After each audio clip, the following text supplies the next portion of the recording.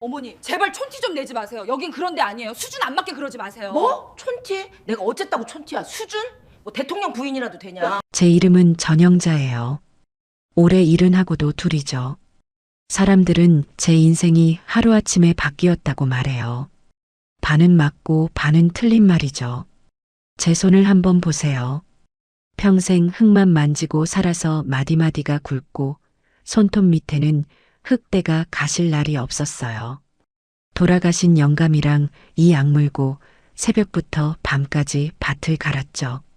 자식 새끼 하나 잘 키워보겠다고 제 몸 부서지는 줄도 모르고 살았어요. 그게 제 인생이었죠.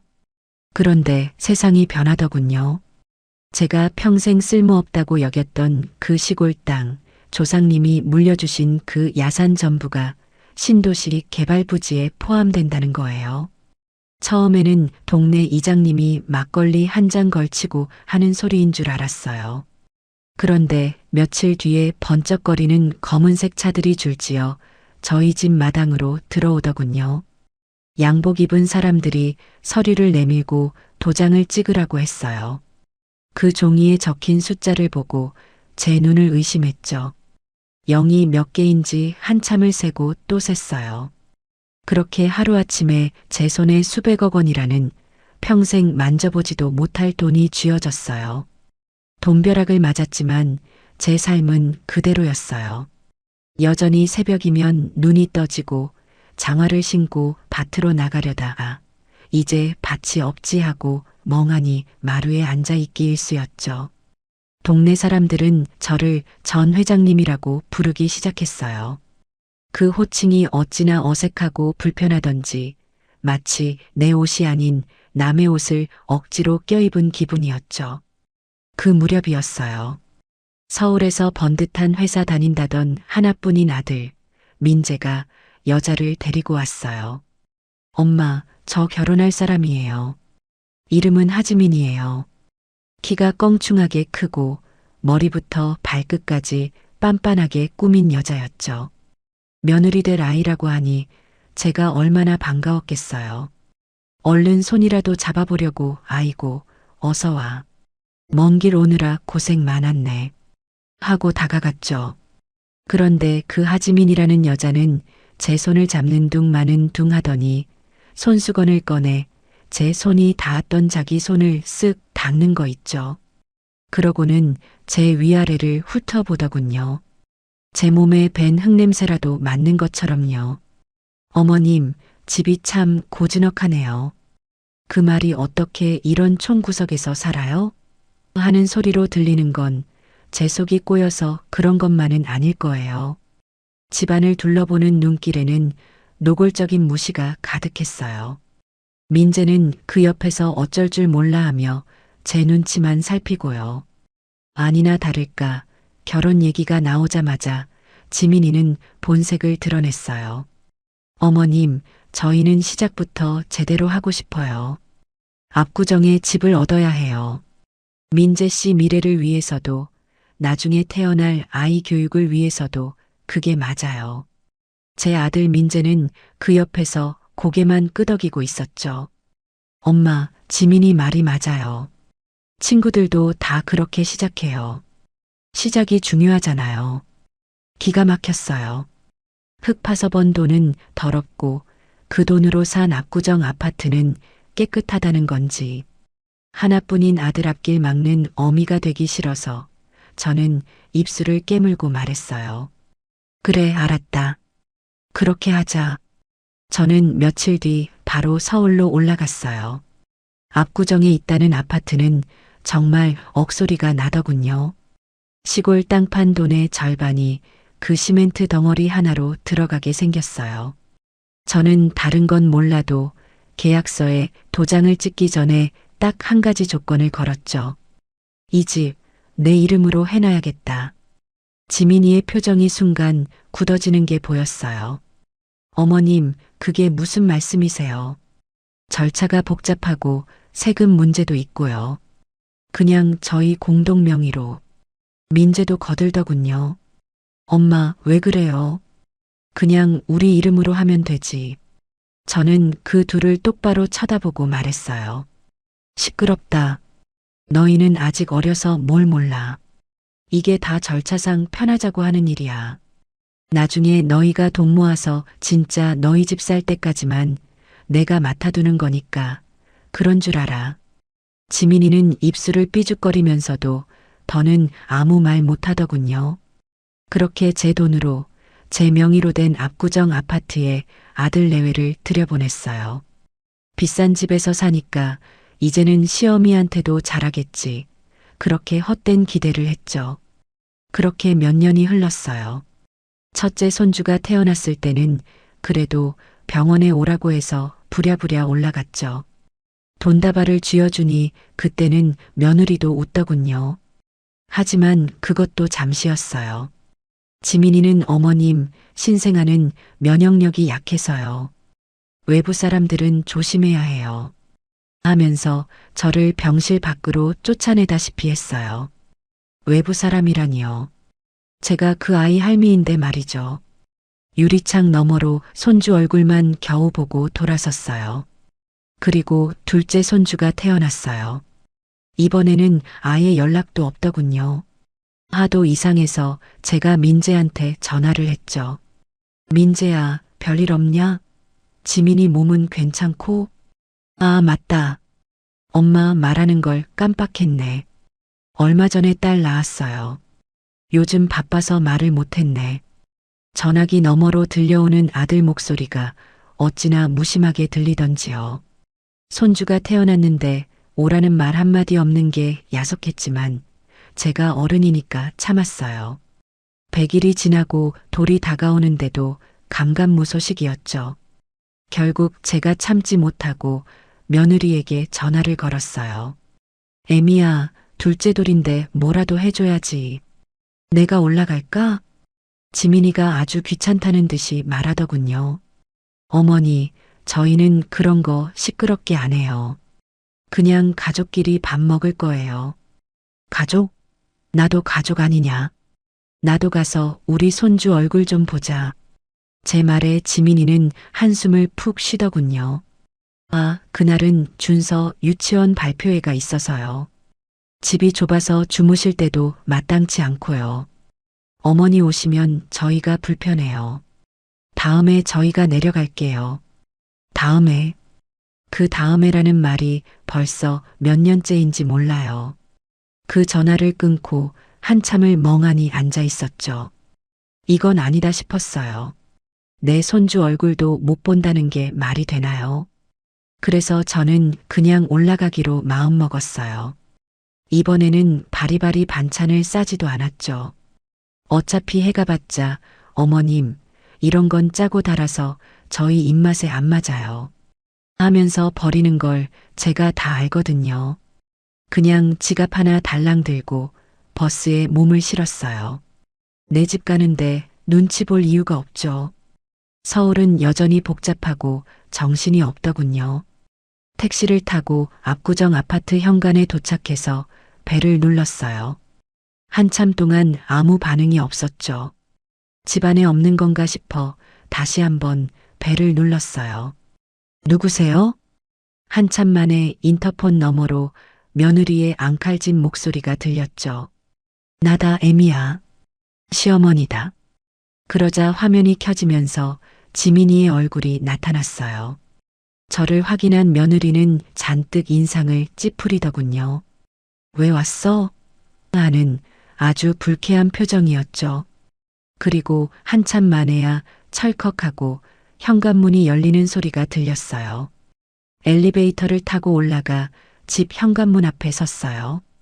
문이 열리기를 기다리는데 안에서 부산스러운 소리가 들리는 듯 했죠. 또 한참이 지나서야 문이 빼꼼 열렸어요. 지민이가 피곤해 절은 얼굴로 저를 막아 써듯 문을 잡고 서 있었죠. 어머니, 연락도 없이 웬일이세요? 그게 저를 본 며느리의 첫마디였어요. 어서 오세요도 그동안 잘 지내셨어요도 아니었죠. 아주 딱딱하고 차가운 목소리로요. 저는 그 자리에 서서 그냥 쓴웃음을 지었어요. 내 집에 들어가지도 못하고 며느리한테 입구에서 취조당하는 꼴이라니요. 저는 며느리가 비켜주지도 않는 그 좁은 현관에 서 있었어요. 아파트의 대리석 바닥에서 올라오는 한기가 제 발목을 감싸는 것 같았죠. 어머니, 어떻게 오셨어요? 그 목소리에는 반가움이라고는 일알도 섞여 있지 않았어요. 그저 왜 또 귀찮게 찾아왔나 하는 짜증이 노골적으로 묻어났죠. 저는 그 말에 대답할 가치도 못 느꼈어요. 며느리 지민이를 밀치듯 지나쳐 거실로 들어섰어요.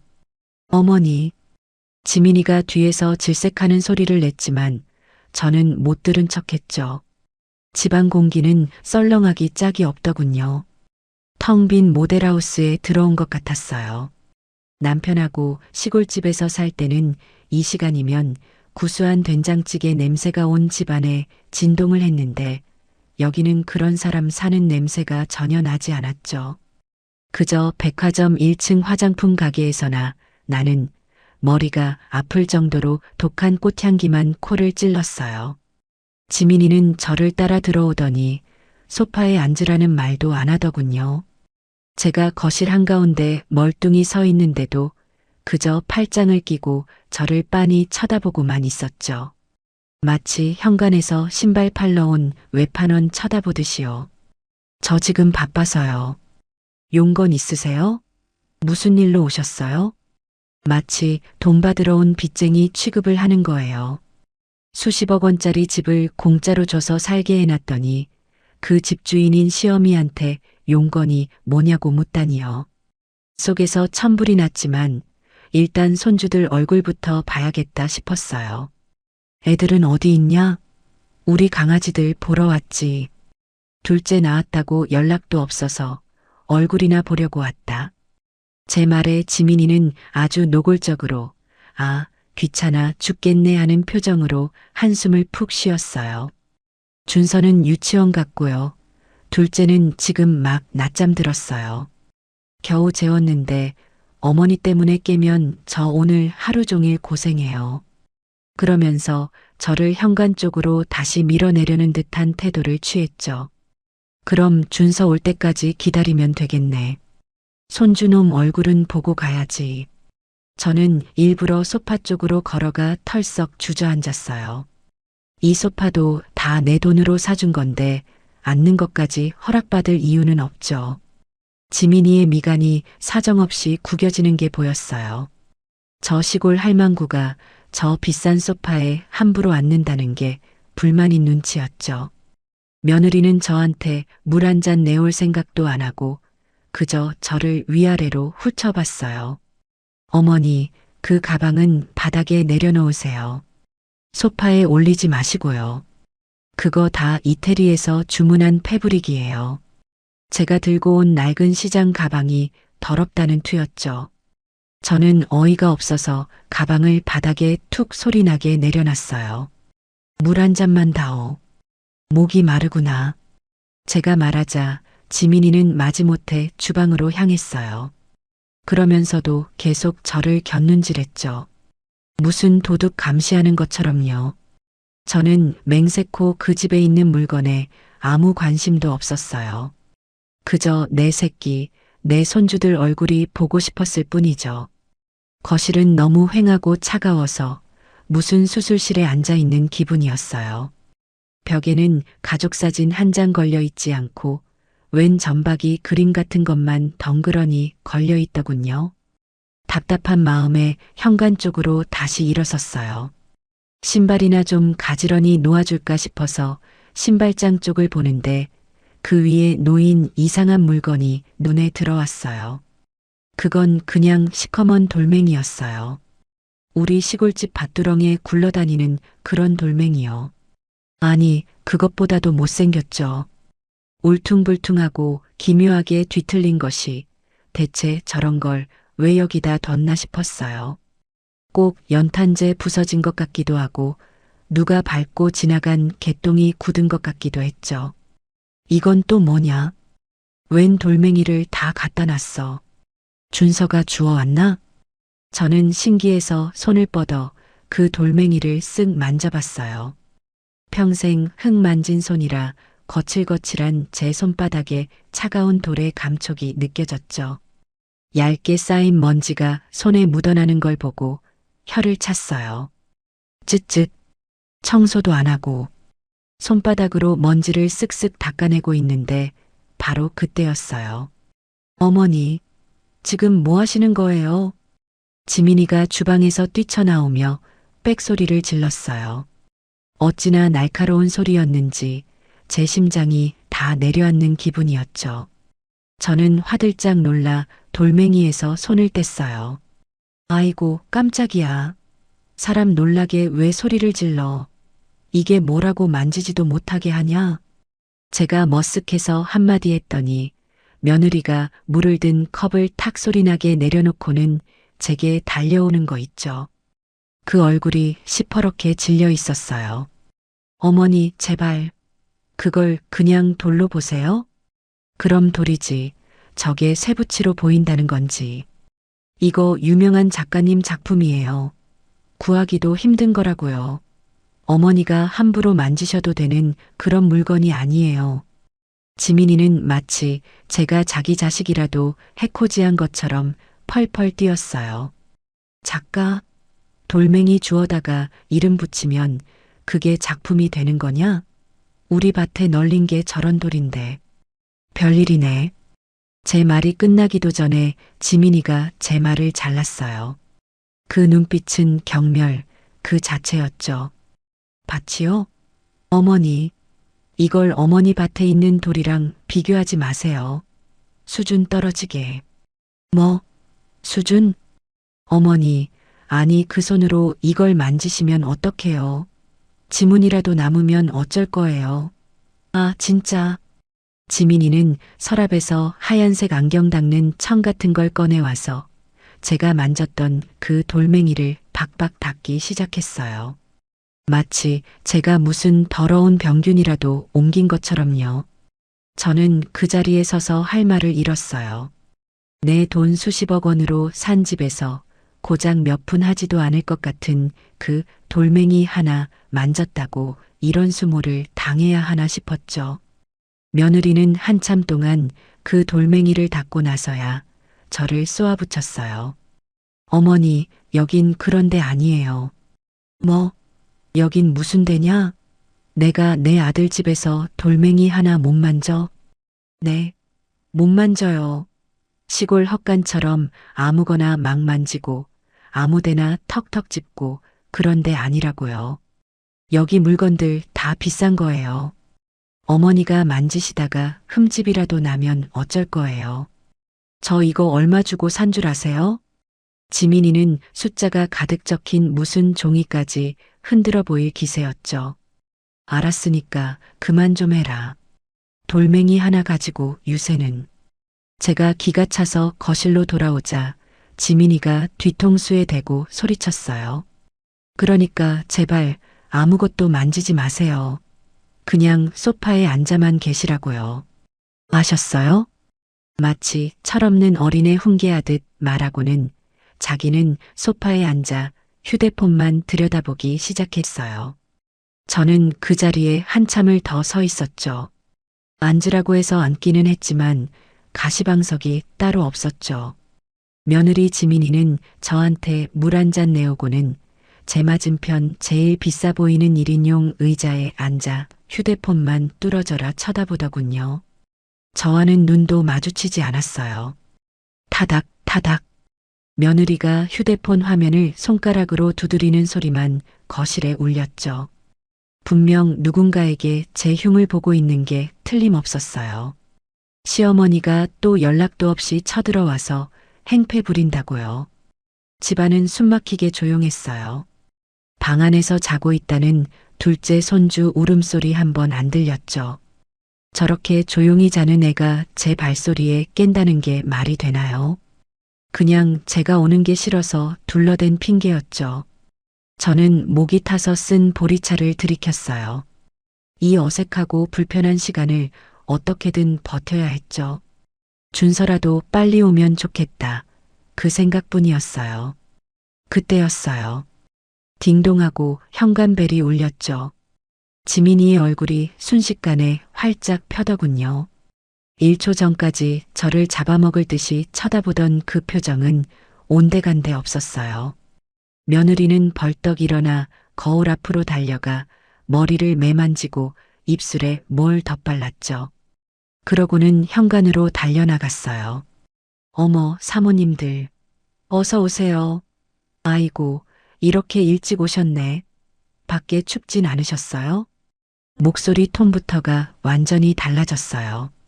간이라도 빼줄 것처럼 살랑거리는 그 목소리에 닭살이 다 돋았죠. 저한테는 악다구니를 쓰던 그 목소리가 맞나 싶었어요. 거실로 여자 3명이 우르르 몰려들어왔어요. 하나같이 머리부터 발끝까지 번쩍거리는 것들을 휘감고 있었죠. 밍크 코트인지 뭔지 하는 비싸 보이는 외투를 입고 손가락에는 제 눈에도 굵어 보이는 금반지, 다이아몬드 반지를 주렁주렁 끼고 있었어요. 낮 시간인데도 화장은 어찌나 진하게 했던지 분냄새가 거실 공기를 가득 채웠죠. 쟤들은 저런 거 바르고 밥은 어떻게 먹나 그런 한가한 생각을 했어요. 그 여자들이 저를 발견했어요. 거실 소파에 웬 시골 할머니가 그것도 자기들하고는 전혀 어울리지 않는 촌스러운 옷을 입고 앉아 있으니 얼마나 이상했겠어요. 수군거리던 소리가 뚝 그치고 새쌍의 눈이 제 위아래를 샅샅이 훑어봤죠. 제가 오늘 입고 온 그나마 장롱에서 제일 비싼 모직 코트였는데도 그 사람들 눈에는 누더기처럼 보였나 봐요. 노골적인 시선에 제 얼굴이 다 화끈거렸어요. 한 여자가 지민이에게 속삭이더군요. 어머, 지민 씨. 저분은 누구셔? 도우미 아주머니 새로 구했어? 그 소리가 제 귀에 똑똑히 들렸어요. 지민이가 그 말을 듣고는 얼굴이 새빨개졌죠. 아, 아니에요, 사모님. 저희 어머님이세요. 시골에서 잠깐 올라오셔서. 지민이는 시골에서라는 말을 유독 강조했어요. 저는 그래도 제가 어른이고 이 집 주인의 어미인데 가만히 있을 수는 없었어요. 밖에서 온 손님들한테 인사는 해야죠. 제가 자리에서 일어나 그 여자들을 향해 웃으며 말했어요. 반가워요. 다들 우리 아들, 민재 친구들인가? 이렇게들 찾아와 주시고 고맙네. 그 순간이었어요. 정적이 흘렀죠. 그 여자들은 민재가 누군지도 모르는 표정이었고 친구라는 말에 기가 막힌다는 듯이 서로를 쳐다봤어요. 바로 그때 지민이가 제 팔을 낚아챘어요. 어찌나 세게 잡았던지 손톱이 제 팔뚝살을 파고드는 것 같았죠. 어머니, 이리 좀 와보세요. 주방에요. 급한 일이에요. 그러고는 저를 질질 끌다시피 주방으로 데리고 갔어요. 제가 왜 이래? 팔 아프다. 하고 소리쳤지만 소용없었죠. 주방에 도착하자마자 거실로 통하는 문을 쾅 소리 나게 닫아버리더군요. 어머니, 제발 촌티 좀 내지 마세요. 문이 닫히자마자 지민이가 이를 악물고 저한테 쏘아붙였어요. 그 얼굴이 꼭 독이 오른 살무사 같았죠. 뭐, 촌티? 내가 뭘 어쨌다고 촌티야. 손님들이 왔길래 인사를 한 거지. 그게 뭐가 잘못됐어? 제 말에 며느리가 정말 기가 막힌다는 듯이 헛웃음을 쳤어요. 인사요? 어머니가 지금 저분들한테 인사를 해요? 저분들이 누군 줄 아세요? 누군데 그러냐? 뭐, 대통령 부인들이라도 되냐? 대통령 부인이요? 하? 그것보다 더 무서운 분들이에요. 저분들 다 이 동네 유지들이라고요. 저기 저분은 이 아파트 부녀회장이고 저쪽은 강남에 빌딩만 3채 가진 사모님이에요. 저분들 눈밖에 나면 저 여기서 발도 못 붙여요. 민재 씨 사업에도 문제 생긴다고요. 지민이는 분해서 씩씩거렸어요. 근데 어머니가 그렇게 불쑥 말 거는 거 아니에요. 수준 안 맞게. 민재 씨 친구요? 사모님들이 어머니보다 나이도 많겠는데 무슨 친구예요? 저분들이 어머니를 뭘로 보겠어요? 저까지 싸잡아서 무시한다고요. 아, 정말 창피해 죽겠네. 수준, 창피. 그 두 단어가 제 귀에 모처럼 박혔어요. 뭐, 수준? 내가 내 아들 집에 앉아 있다가 손님한테 인사 한마디 한 게 그렇게 창피한 일이냐? 너는 어미한테 창피하다는 말이 그렇게 쉽게 나와? 제 목소리도 덩달아 높아졌죠. 그러자 지민이가 제게 한 발짝 다가서더니 목소리를 낮췄지만 더 무서운 기세로 말했어요. 네, 창피해요. 창피해 죽겠어요. 어머니, 그 옷차림은 뭐고 그 말투는 뭐예요? 저분들은 어머니 같은 사람 평생 본 적도 없다고요. 저분들이 마시는 커피 한 잔이 얼마인 줄 아세요?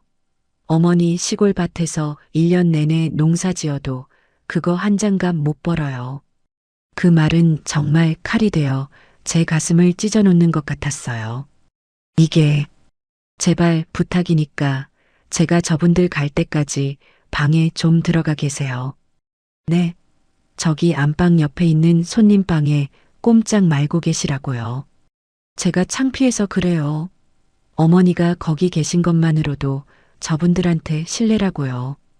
그 말을 끝으로 며느리는 쾅 하고 주방 문을 열고 나가버렸어요. 문이 닫히기도 전에 그 가증스러운 목소리가 다시 들려왔죠. 어머, 사모님들, 죄송해요. 저희 어머님이 시골에서 잠깐 올라오셔서 아무것도 모르셔서 그래요. 몸이 좀 편찮으시다고 해서 방에 좀 모셔다 드렸어요. 이해 좀 해주세요. 저는 차가운 주방에 홀로 서서 부들부들 떨었어요.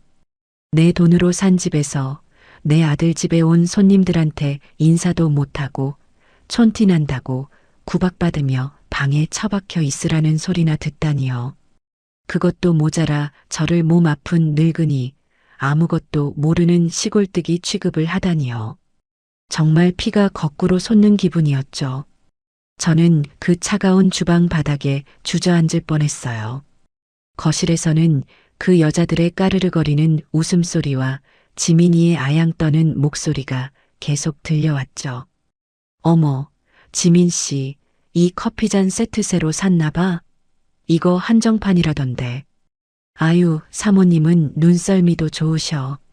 민재 씨가 이번에 승진했다고 선물해줬지 뭐예요. 호호. 가증스러운 거짓말이었죠. 민재가 승진은커녕 맨날 회사에서 치여서 죽을 상인데 다 제 돈으로 사놓고는 남편이 사준 척 유세를 떠는 거였어요. 저는 분하고 서러워서 눈물이 다 나더군요. 하지만 여기서 울면 지는 거다 싶었어요. 울음 대신 욕이 목구멍까지 차올랐죠. 한참을 서 있다가 주방 싱크대에서 찬물을 한 바가지 BK 들이켰어요. 속에서 치미는 불을 끄고 싶었죠. 그리고는 며느리가 말한 그 손님방으로 향했어요. 어차피 그 여자들 꼴을 보느니 차라리 방에 들어가 있는 게 낫겠다 싶었죠. 그런데 그 손님방이라는 곳은 방도 아니었어요. 문을 여니 퀴퀴한 곰팡이 냄새와 먼지 냄새가 훅 끼쳤죠. 그곳은 온갖 잡동사니를 쌓아둔 창고였어요. 쓰다 버린 유모차, 고장난 운동기구, 먼지 쌓인 상자들이 가득했죠. 그 구석에 군대에서나 쓸 법한 얇은 간이침대 하나가 덩그러니 놓여 있었어요. 여기가 저더러 들어가 있으라는 손님방이었어요. 저는 그 꼴을 보고 정말 말이 나오지 않았죠. 이 집에는 방이 4개나 있었어요. 준서방, 둘째 방, 그리고 자기들 안방. 남는 방 하나를 이렇게 창고로 쓰면서 시어미는 여기 처박혀 있으라고 한 거죠. 저는 그 간이 침대에 걸터 앉았어요. 엉덩이로 차가운 쇠 파이프가 느껴졌죠. 난방도 들어오지 않는 방이었어요. 저는 외투도 벗지 못하고 그 방에서 시간을 죽였어요. 밖에서 무슨 일이 일어나는지 며느리의 친구라는 사람들은 언제 돌아갔는지도 몰라요. 그렇게 몇 시간을 죽은 듯이 앉아 있었죠. 점심때가 한참 지났는데도 배가 고픈 줄도 몰랐어요. 아니, 배가 고팠지만 그 주방에 다시 나갈 용기가 나지 않았어요. 나가서 그 꼴을 보느니 차라리 굶어 죽는 게 낫겠다 싶었죠. 해가 지고 어둑어둑해질 무렵이었어요. 밖에서 준서가 돌아온 소리가 들렸죠. 엄마 다녀왔습니다. 하는 씩씩한 소리. 제 첫 손주였죠. 제가 반가워서 벌떡 일어나 문을 열려고 하는데 밖에서 지민이의 목소리가 들려왔어요. 준서야, 씻고 나와. 오늘 할머니 오셨어. 그러자 준서가 할머니? 어디? 하고 묻더군요. 저기 방에 계셔. 근데 할머니 지금 피곤하시니까 준서 들어가서 귀찮게 하면 안 돼. 알았지? 그냥 방에서 장난감 가지고 놀아. 제 손주까지 저한테 못 오게 막는 거였어요. 저는 문고리를 잡은 채로 얼어붙었죠. 얼마 뒤 며느리가 저녁으로 치킨인가 뭔가를 시켜 먹는 것 같더군요. 고소한 냄새가 문틈으로 새어 들어왔지만 며느리는 방문을 열고 어머니, 저녁 드세요 하는 말 한마디 하지 않았어요. 저는 그 차가운 창고 방에서 꼬르륵거리는 배를 움켜쥐고 굶고 있었죠. 얼마나 지났을까요? 밤이 깊어서야 드디어 현관문 열리는 소리가 들렸어요. 다녀왔습니다. 지친 목소리. 제 아들 민재였죠. 저는 그 소리를 듣자마자 마지막 남은 힘을 쥐어짜서 방에서 뛰쳐나갔어요. 민재야. 거실로 나오니 지민이가 막 민재의 가방을 받아들고 있었죠. 여보 왔어요? 힘들었죠? 오늘은 저녁 시켜 먹었어요. 지민이는 저를 보더니 저 할망구가 또 왜 저러나 하는 표정으로 민재에게 눈짓을 했어요. 제가 먼저 선수 쳐야 했죠. 민재야, 너 이리 좀 와서 앉아봐라. 어미랑 할 얘기가 있다. 저는 다짜고짜 아들 팔을 잡아 끌어 소파에 앉혔어요. 민재는 영문을 모르겠다는 듯 피곤에 절은 얼굴로 저를 쳐다봤죠. 엄마, 왜 그래요? 또 무슨 일인데요? 그 또라는 말에 제 가슴이 한 번 더 무너졌어요. 이 집에서 제 존재는 그저 또 일어난 무슨 일에 불과했던 거죠. 너 오늘 낮에 무슨 일이 있었는지 아냐? 너의 아내가 저와 지민이가 나더러 뭐라고 한 줄 알아? 저는 낮에 있었던 일을 하나부터 열까지 다 털어놨어요. 현관에서부터 저를 세워두고 용건이 뭐냐고 취조한 것, 그깟 돌멩이 하나 만졌다고 도둑 취급하고 여긴 그런 데가 아니다라고 소리 지른 것, 그리고 자기 친구들 왔다고 저더러 촌티난다, 창피하다고 말하며 이 창고 같은 방에 처박혀 있으라고 한 것까지 전부 다요. 너의 아내가 이 어미더러 촌티난다고 창피하답니다. 방에 꼼짝 말고 있으라더구나. 점심도 저녁도 안 주고 나를 이 방에 가둬놨어. 저는 제 아들이 며느리의 뺨이라도 올려붙일 줄 알았어요. 아니면 최소한 저한테 싹싹 빌면서 엄마 죄송해요. 지민이가 잘못했어요. 하고 제 편을 들 줄 알았죠. 제 하나뿐인 아들이니까요. 그런데 민재는 아무 말도 하지 않았어요. 그저 깊은 한숨을 푹 내쉬더니 피곤하다는 듯이 이마를 짚더군요. 엄마, 뭐, 말을 해봐라. 너도 너의 아내가 한 짓이 잘했다고 생각하냐? 민재는 한참을 망설이다가 주방 입구에서 팔짱을 끼고 너 똑바로 말해 하는 표정으로 자기를 노려보는 지민이를 한번 힐끔 쳐다봤어요. 그리고는 정말 믿을 수 없는 말을 제게 내뱉었죠. 엄마, 지민이가 뭘 그렇게 틀린 말했어요? 순간 제 귀를 의심했어요. 방금 제 아들 입에서 나온 말이 맞나 싶었죠. 뭐? 너 지금 뭐라고 했냐?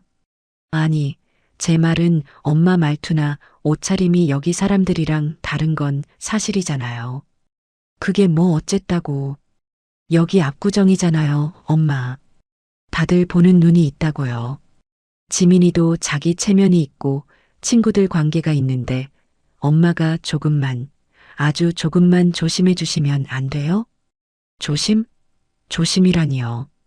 내 돈으로 산 이 집에서 내 아들 녀석이 저더러 조심하라고 말하는 거였어요. 그리고 그 돌멩이 그거 지민이가 말하던데 우리가 얼마 주고 산 건 줄 알아요?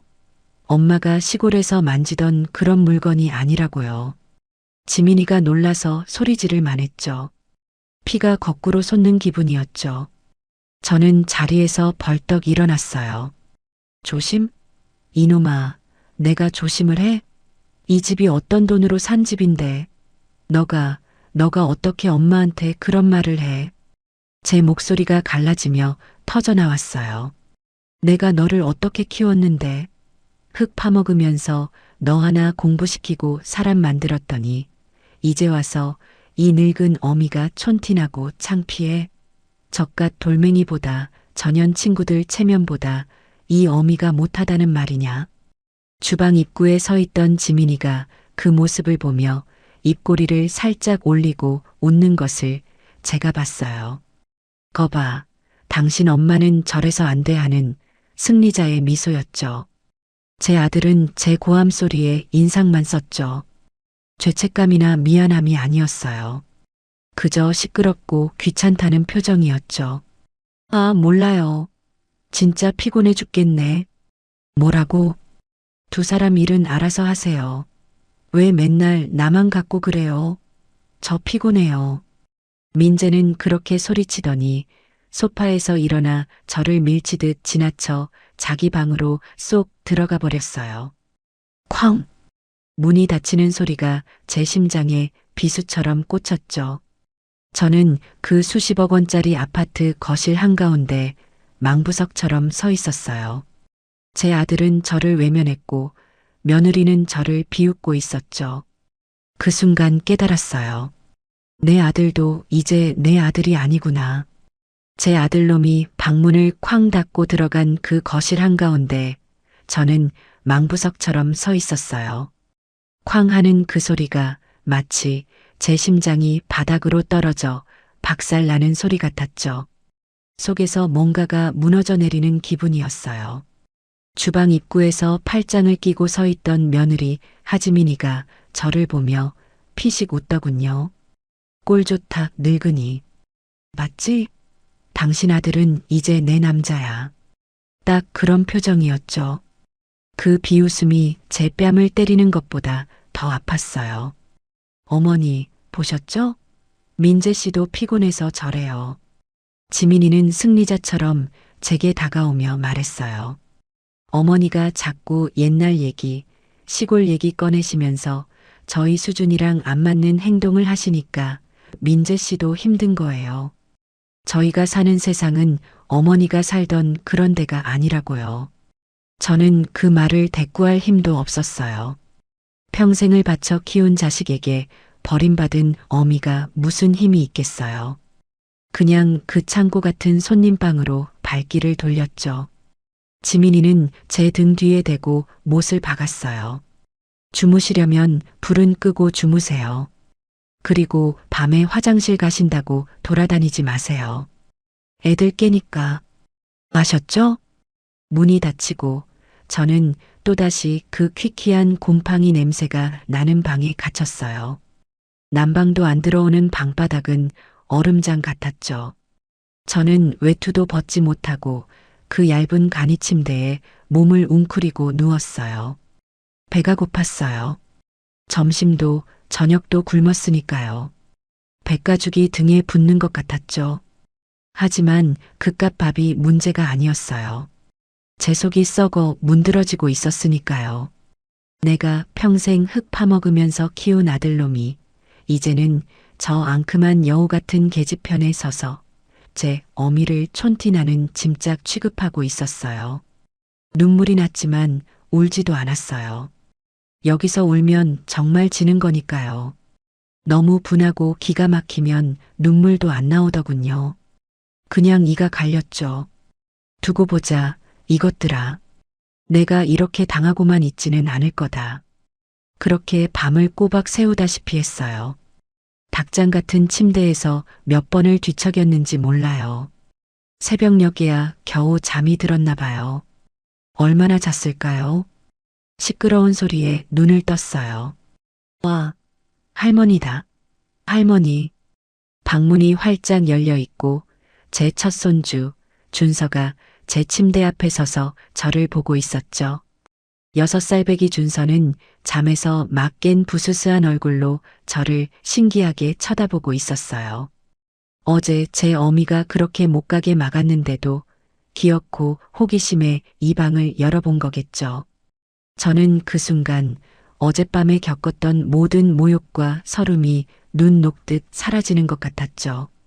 아이고, 우리 강아지. 준서야. 제가 반가워서 벌떡 일어나 앉았어요. 몇 년 만에 이렇게 가까이서 보는 손주인지 몰라요. 우리 준서, 그새 이렇게 컸어? 이리 와. 할미가 안아보자. 저는 그 차가운 방에서 유일하게 따뜻한 존재인 손주를 향해 두 팔을 벌렸어요. 제 유일한 희망이었죠. 준서도 뭐가 좋은지 제게 달려들려던 참이었어요. 바로 그때였죠. 장준서, 너 지금 뭐 하는 거야? 이리 못 와? 날카로운 비명이 복도를 찢어발겼어요. 지민이가 잠옷바람으로 달려와서는 준서의 팔을 낚아채듯 잡아당겼어요. 준서가 제 품에 안기기 직전이었죠. 아이는 놀라서 깨갱 소리를 내며 제 어미 뒤로 숨었어요. 너 할머니 방에 함부로 들어가지 말라고 했어. 안 했어. 저 방은 더러운 방이라고 했지. 지민이는 저를 쳐다보지도 않고 아이만 닥달했죠. 아니, 애미야. 내가 준서 좀 안아보겠다는데 그걸 그렇게 잡아채면 어떡해. 애 놀랐잖아. 제가 소리치자 지민이가 그제야 저를 돌아봤어요. 그 눈에는 제가 무슨 괴물이라도 되는 듯한 혐오감이 가득했죠. 어머니, 지금 애한테 뭐 하시는 거예요? 뭐 하긴. 할미가 손주 안아보겠다는데 그게 뭐 잘못됐냐? 잘못됐죠. 아주 크게 잘못됐죠. 지민이는 숨을 씩씩 몰아쉬더니 준서를 자기 다리 뒤에 숨기고는 저를 쏘아붙이기 시작했어요. 어머니, 애한테 그렇게 함부로 스킨십하지 마세요. 요즘엔 그렇게 안 키워요. 스킨십? 그게 뭔 소리야? 예쁘다고 만져주지도 못해? 네, 못해요. 어머니가 밖에서 뭘 만지셨는지 알고요? 시골에서 막 올라오신 분이 씻지도 않으시고 어젯밤에 씻으셨어요? 안 씻으셨죠? 그 더러운 손으로 우리 애 만지시려는 거였어요? 저는 기가 막혀서 제 손을 내려다봤어요. 어제 서울 온다고 목욕 재개하고 어젯밤에는 이가 갈려서 씻을 생각도 못했지만 그래도 더러운 손은 아니었어요. 그리고 정서적으로도 안 좋아요. 애들은 자기 몸에 바운더리라는 게 있어요. 어른들이 좋다고 막 만지고 껴안고 그거 다 애들한테는 스트레스고 심하면 정서적 학대예요. 어머니는 준서한테 그런 거 가르치실 거예요? 저는 제가 지금 무슨 말을 듣고 있는지 이해가 안 됐어요. 할미가 손주 예뻐하는 게 학대라니요. 너 지금 말이라고 하냐? 내가 내 손주 만지는 게 학대라고? 너야말로 애 잡겠다. 애를 그렇게 뺏어가면 애가 정서적으로 불안해지지. 그게 정상이냐? 어머니, 만진다는 그런 무식한 표현 좀 쓰지 마세요. 아이의 바운더리를 침범하시는 거라고요.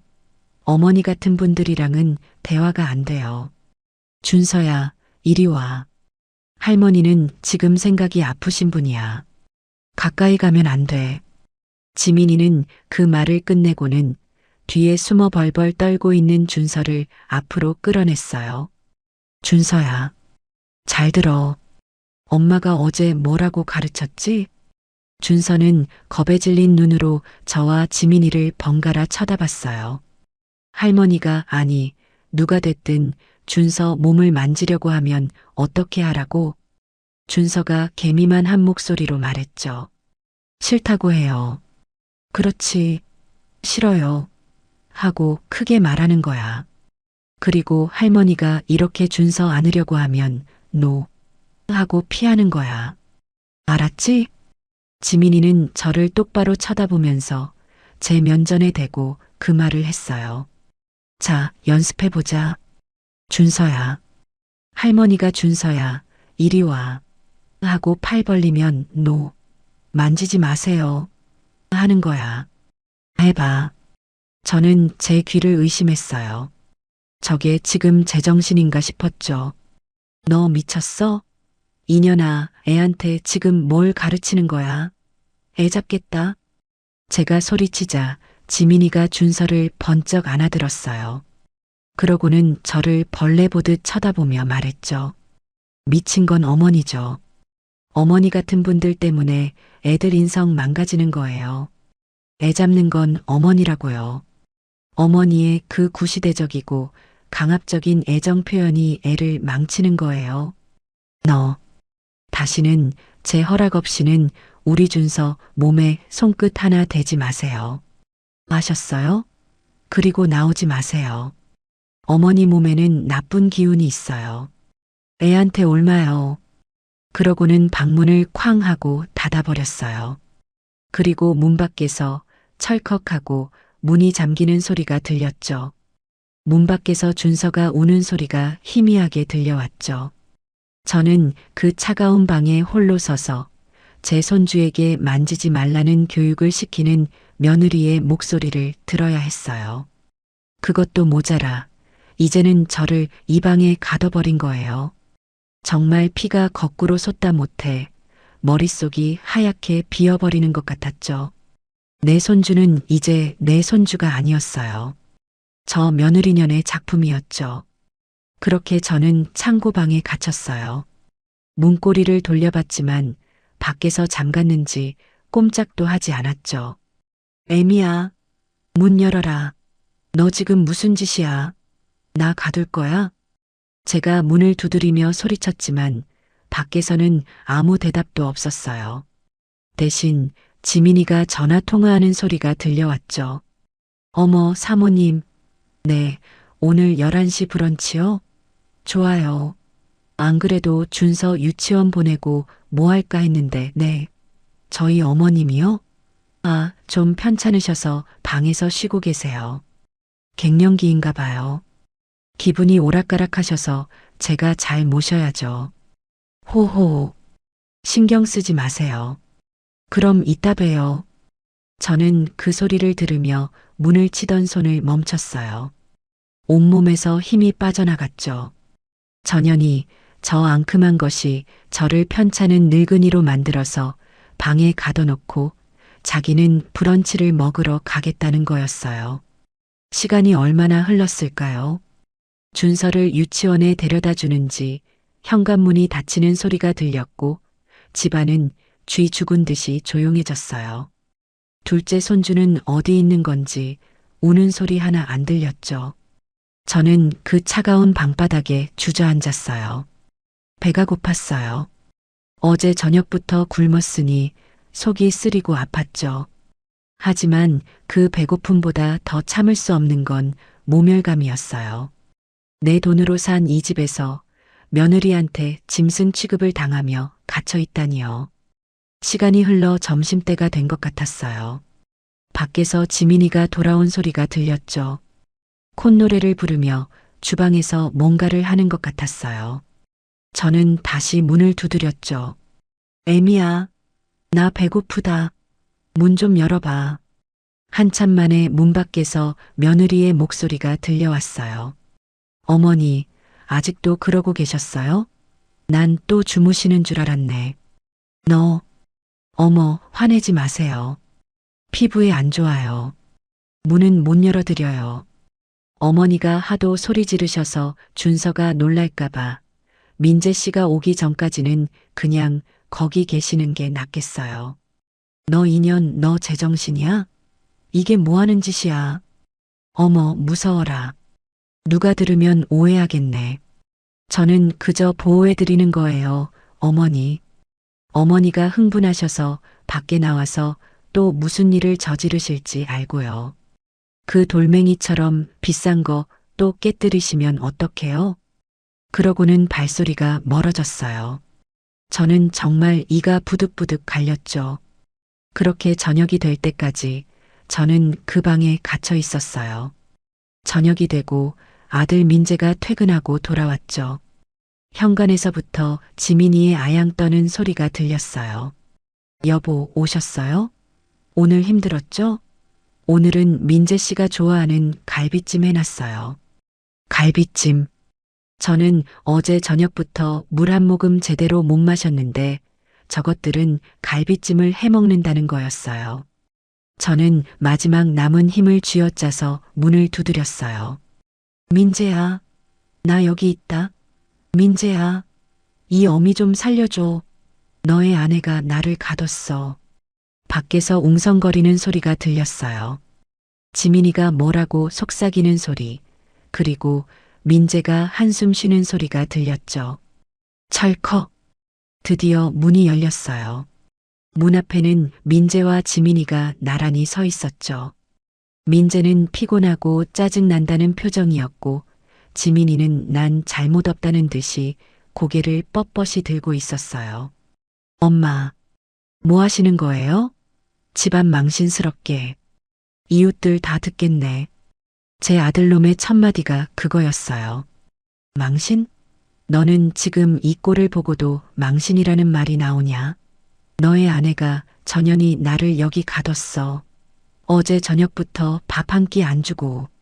제가 지민이를 손가락질하며 소리치자 지민이가 눈물을 글썽이며 민재의 팔을 잡았죠. 여보, 나 무서워. 어머니가 아침부터 저렇게 소리 지르시고 준서가 놀라서 경기를 할 뻔했다고요.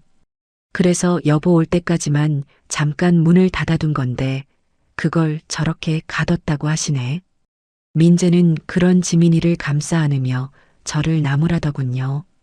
엄마, 제발 지민이 좀 그만 괴롭혀요. 저 피곤해요. 할 얘기 있으시면 거실로 나오세요. 저들은 저를 부축할 생각도 안 하고 자기들끼리 거실로 휙 가버렸어요. 저는 부들부들 떨리는 다리를 억지로 일으켜 세워 거실로 나갔죠. 식탁 위에는 정말로 갈비찜이 차려져 있었어요. 이미 반쯤 비어 있었죠. 자기들끼리 먼저 배를 채운 거였어요. 너희는 밥이 넘어가냐? 이 어미는 굶기고. 제가 식탁을 치자 민재가 젓가락을 탁 소리나게 내려놨어요. 아, 진짜. 그럼 앉아서 드세요. 남은 거라도. 맨날 밥. 꼭 밥 못 먹은 사람처럼 왜 그러세요? 뭐? 어머, 여보. 화내지 마. 어머니가 드실 건 제가 따로 챙겨놨죠. 지민이가 웃으면서 부엌 싱크대를 가리켰어요. 싱크대의 개수대 안에는 점심때 준서가 먹다 남긴 것 같은 밥알이 눌어붙은 작은 그릇이 놓여 있었죠. 어머니, 입맛 없으실까봐 나중에 드시라고. 저는 그 그릇을 보는 순간 머릿속에서 뭔가가 툭 하고 끊어지는 것을 느꼈어요. 이제 됐어요, 여보. 지민이가 민재를 소파로 끌고 갔어요. 저를 그 식탁 앞에 세워둔 채로요. 어머니, 저희 사실 드릴 말씀이 있어요. 어머니도 앉으세요. 저는 앉지 않았어요. 그저 그들을 노려봤죠. 엄마, 저희가 사실 사업을 좀 크게 확장해 보려고 해요. 민재가 입을 열었어요. 지민이가 하는 일인데요.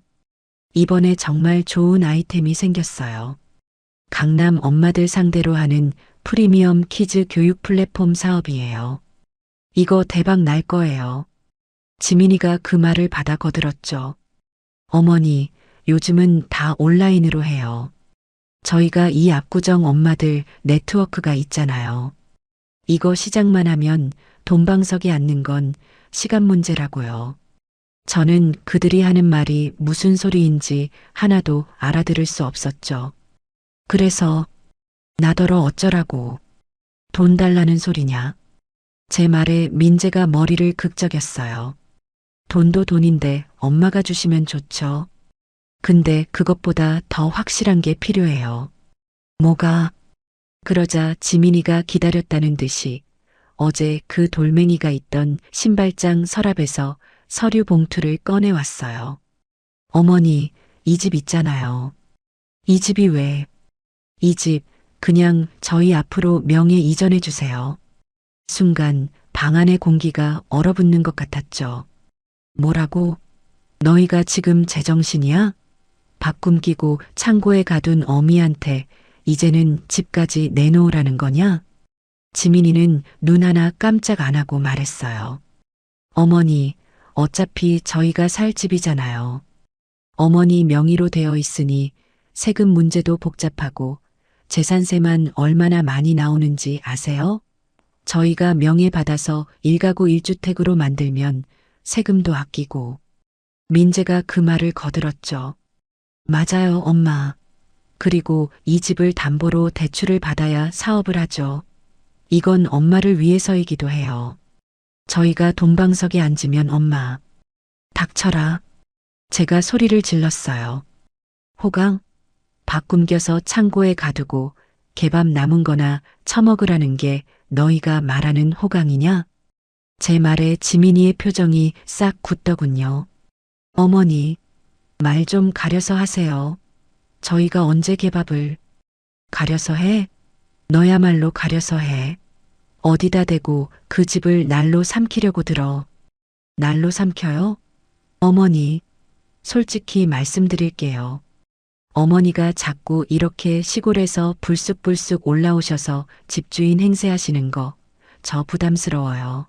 민재 씨 친구들 보기에도 창피하고 제 친구들한테는 더더욱 창피해요. 다 큰 아들 부부가 아직도 엄마 집에 얹혀 산다고 수군거린다고요. 민재가 소리쳤죠. 엄마, 지민이 말 틀린 거 없잖아요. 그냥 깔끔하게 저희한테 주세요. 저희도 이제 어른인데 언제까지 엄마 그늘 밑에 살아요. 독립하고 싶어요. 독립? 내 돈으로 산 집에 얹혀 살면서 그 집까지 내놓으라는 게 독립이냐? 이 도둑놈들아. 제 말에 지민이가 서류 봉투를 제 앞으로 거칠게 내밀었어요. 어머니, 여기에 도장만 찍으시면 돼요. 인주도 가져왔어요. 저희가 내일 아침에 바로 구청 가서 처리할게요. 그럼 어머니도 편하고 저희도 편하잖아요. 왜 이렇게 어렵게 가세요? 그들의 눈에는 굶주린 짐승 같은 탐욕과 조바심이 가득했어요. 저는 그 어두운 거실에서 아들 내외가 내민 그 하얀 서류 봉투를 물끄러미 바라봤어요. 제 사형 집행 영장이라도 되는 것처럼 그 봉투가 유난히 차갑게 보였죠. 저것만 손에 넣으면 저는 이 집에서 꼼짝없이 쫓겨날 신세가 될 거였어요. 민재와 지민이는 제가 당장이라도 그 서류에 도장을 찍어주길 바라는 눈치였어요. 지민이는 손에 빨간 인주까지 들고 있었죠. 어머니, 뭘 망설이세요? 저희가 어머니 내쫓겠다는 게 아니잖아요. 그냥 서류상으로만 정리하자는 거죠. 어머니가 돌아가시면 어차피 저희가 상속받을 건데 미리 좀 당겨서 한다고 생각하시면 되죠. 전현이, 이제는 내가 죽는 날까지 계산하고 있었던 거예요. 엄마 저희 진짜 잘해볼게요. 이 사업만 성공하면 엄마 호강시켜 드릴게요. 네, 제발 지민이 소원 좀 들어주세요. 제 아들 민재는 이제는 그 말이 진심인지도 모를 뻔한 소리를 제 어미를 굶긴 주제에 태어나게 하고 있었죠. 저는 그들의 얼굴을 한참 동안 바라봤어요. 제 아들의 얼굴에서 제가 알던 순박하고 착했던 아들의 모습은 더 이상 찾아볼 수가 없었어요. 그저 욕심에 눈이 멀고 자기 아내에게 완전히 휘어잡힌 껍데기만 남아 있었죠. 저는 천천히 입을 열었어요. 제 목소리가 갈라져 나왔죠. 그래, 알았다. 제 대답에 민재와 지민이의 얼굴이 환해지는 게 보였어요. 정말이세요, 어머니? 그럼 지금 바로. 지민이가 서류를 꺼내려 하자 제가 손을 들어 막았어요. 그런데 내가 지금은 밥도 못 먹어서 손이 떨려서 도장을 못 찍겠다. 제 말에 지민이의 표정이 순간 굳었지만 이내 가짜 미소를 지어 보였죠. 어머, 그럼 진작 말씀하시지. 밥이야 뭐 지금이라도 차려드리면. 됐다. 너희가 먹다 남긴 그 갈비찜 뼈다귀 뜯기 싫다. 저는 그들을 똑바로 쳐다보며 말했어요. 그리고 이건 내 전 재산이야. 너희 말만 듣고 이렇게 캄캄한 데서 도장을 찍을 수는 없지. 나도 곰곰이 생각을 좀 해봐야겠다. 민재가 조바심을 내며 말했죠. 엄마, 뭘 또 생각을 해요? 그냥 찍어주시면. 시끄럽다. 제가 버럭 소리를 질렀어요. 어제 오늘 굶은 사람이라고는 믿기지 않을 만큼 큰 소리가 나왔죠. 내가 내일 아침까지 생각할 시간을 달라고 했다. 내일 아침에 너희 출근하기 전에 그때 얘기하자. 이제 나가봐. 늙은이 피곤하다. 제 단호한 태도에 두 사람은 순간 당황한 것 같았죠. 하지만 이내 서로 눈빛을 교환하더니 고개를 끄덕였어요. 어차피 도간에 든 쥐라고 생각했겠죠. 하룻밤 생각할 시간을 준다고 해서 이 늙은이가 자기들 소나기에서 벗어날 수 있을 리 없다고요. 알겠어요, 어머니. 그럼 푹 주무세요. 지민이는 마치 승리자처럼 여유롭게 말하고는 민재의 팔을 끌고 방을 나갔어요. 밥은 내일 아침에 맛있는 걸로 차려드릴게요. 그럼요. 그 가증스러운 목소리를 뒤로하고 저는 제 감옥인 그 창고 방으로 돌아왔어요. 이번에는 문을 잠그지는 않더군요. 자기들 목적을 이룰 때까지는 저를 살살 달래야 한다고 생각했겠죠. 철컥. 안방 문이 닫히는 소리가 들렸어요. 저는 그 차가운 간이 침대에 다시 앉아 밤이 깊어지기를 기다렸어요. 시계가 째깍거리는 소리도 들리지 않는 숨막히는 정적이었죠. 제 아들 부부가 잠들었을 시간. 밖에서 두 사람의 속삭이는 소리가 들리는 듯 했어요. 거봐, 내가 된다고 했지? 내일 아침에 도장 찍으면 바로 은행 가자. 저는 그 소리를 들으며 조용히 자리에서 일어났어요. 내 아들은 죽었다. 오늘 밤 저 두 도둑놈 손에 죽었다. 그리고 짐을 쌌죠. 짐이라고 할 것도 없었어요. 제가 입고 온 옷까지 두어 개와 낡은 지갑뿐이었죠. 이 집에 들어오면서 들고 왔던 제 가방에 그것들을 쑤셔 넣었어요. 이 집에서 난 그 어떤 것도 가져가고 싶지 않았어요. 저는 그 차가운 간이 침대에 다시 앉아 밤이 깊어지기를 기다렸어요. 1시간, 2시간. 시계가 새벽 4시를 가리키고 있었죠. 저는 제 신발을 손에 들고 소리나지 않게 방문을 열었어요. 쥐 죽은 듯이 조용한 복도를 맨발로 걸어 나왔죠. 거실에는 어젯밤 그들이 먹다 남긴 갈비찜 냄새와 며느리의 독한 향수 냄새가 뒤섞여 역하게 풍겼어요. 현관문 손잡이를 잡았어요. 그리고 마지막으로 제가 평생을 바쳐 키운 아들이 자고 있을 안방문을 바라봤죠. 아무 미련도 없었어요. 소리 없이 현관문을 열고 밖으로 나왔어요.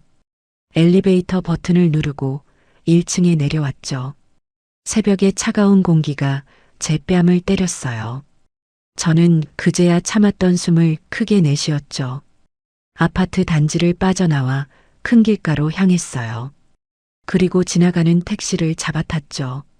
어디로 모실까요, 손님? 서울 고속버스 터미널로 가주세요.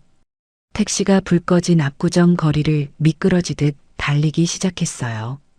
저는 창밖으로 스쳐 지나가는 화려한 건물들을 보며 제 낡은 지갑에서 휴대폰을 꺼냈죠. 그리고 단축번호 1번을 길게 눌렀어요. 제 부동산과 재산을 전부 관리해주는 김 변호사였죠. 신호가 몇 번 가기도 전에 그 이른 새벽에 김 변호사가 전화를 받았어요. 회장님, 이 새벽에 웬일이십니까? 무슨 급한 일이라도. 저는 그 화려한 아파트 건물을 뒤돌아보며 아주 차갑고 조용한 목소리로 말했어요. 김 변호사, 나 전영자요. 지금 당장 내 말만 들어요. 네, 회장님. 말씀하십시오. 내 명의로 된 압구정 아파트, 민재놈 살고 있는 거. 네, 그 아파트요. 그 집이 무슨 문제라도 당장 금매로 팔아요. 오늘 해 뜨는 대로 바로 시장에 내놔요. 전화기 너머에 김 변호사가 숨을 멈추는 게 느껴졌죠. 회장님, 지금 뭐라고 하셨습니까? 금매라니요. 회장님, 지금 시세가 조금만 기다리시면 시세 필요 없어요. 제가 말을 잘랐죠. 내 조건은 딱 하나야. 현금, 100% 현금 박치기. 그리고 일주일. 딱 일주일 안에 잔금까지 다 치르고 등기 이전 끝낼 수 있는 사람으로 구해. 집가? 몇 억이 아니라 10억이 싸져도 상관없어. 무조건 일주일이야. 회장님, 아니, 그래도 아드님이 사시는 집인데 이렇게 말 한마디 없이. 내 아들 없어요. 오늘 죽었으니까. 제 차가운 말에 김 변호사가 입을 다물었어요. 김 변호사, 내 말 못 알아들어요? 당장 팔아. 그리고 그 돈 전부 현금으로 뽑아서 내 시골집 금고로 가져와요. 할 수 있죠? 네, 알겠습니다, 회장님. 해 뜨는 대로 바로 진행하겠습니다. 저는 그렇게 말하고 김 변호사의 대답도 듣지 않고 전화를 끊어버렸어요. 택시는 이미 한강 다리를 건너고 있었죠. 동이 트기 시작하는 뿌연 강물을 바라보며 저는 생각했어요. 그래, 너희는 이제 너희 수준에 맞는 아주 고상한 곳에서 밥 빌어먹고 살아봐라. 제 속이 다 시원해졌어요. 서울을 떠나 시골집으로 내려오는 버스 안에서 저는 창밖만 멍하니 바라봤어요. 제 옆자리에 앉은 젊은 학생이 70 넘은 늙은이가 새벽 첫 차를 타고 훌쩍 떠나는 게 이상해 보였는지 저를 힐끔거렸죠. 저는 그 시선에도 아랑곳하지 않았어요. 제 머릿속은 차갑게 식어 있었죠. 뜨거운 분노가 지나가고 나니 이제 내가 뭘 해야 할지 아주 명확하게 보였어요. 서울의 그 높은 아파트, 그 숨막히는 시멘트 덩어리는 이제 제 기억 속에서 지워지고 있었죠. 터미널에 내려서 익숙한 시골길을 걸어 집으로 향했어요. 새벽녘에 도망치듯 빠져나온 서울 공기와는 전혀 다른 흙냄새와 풀냄새가 제 코로 스며들었죠. 그제야 숨통이 트이는 것 같았어요. 텅 빈 시골집은 저를 묵묵히 맞아주더군요. 며칠 집을 비웠다고 마루에 먼지가 살짝 앉아 있었죠. 저는 그 집에 들어서자마자 그 창고 방에서 입었던 옷, 그 더러운 기억이 묻은 옷을 모조리 벗어 아궁이에 던져 넣었어요. 그 며느리년의 독한 향수 냄새와 제 아들놈의 배신이 어있는 것 같아서 제 집에 들이고 싶지 않았죠. 불쏘시개로 불을 붙이자 그 비싼 모직 코트가 시커먼 연기를 내며 타들어갔어요. 저는 그 불길을 한참 동안 묵묵히 바라봤죠. 제 속에서 응어리졌던 것들이 저 불길과 함께 타서 날아가는 것 같았어요.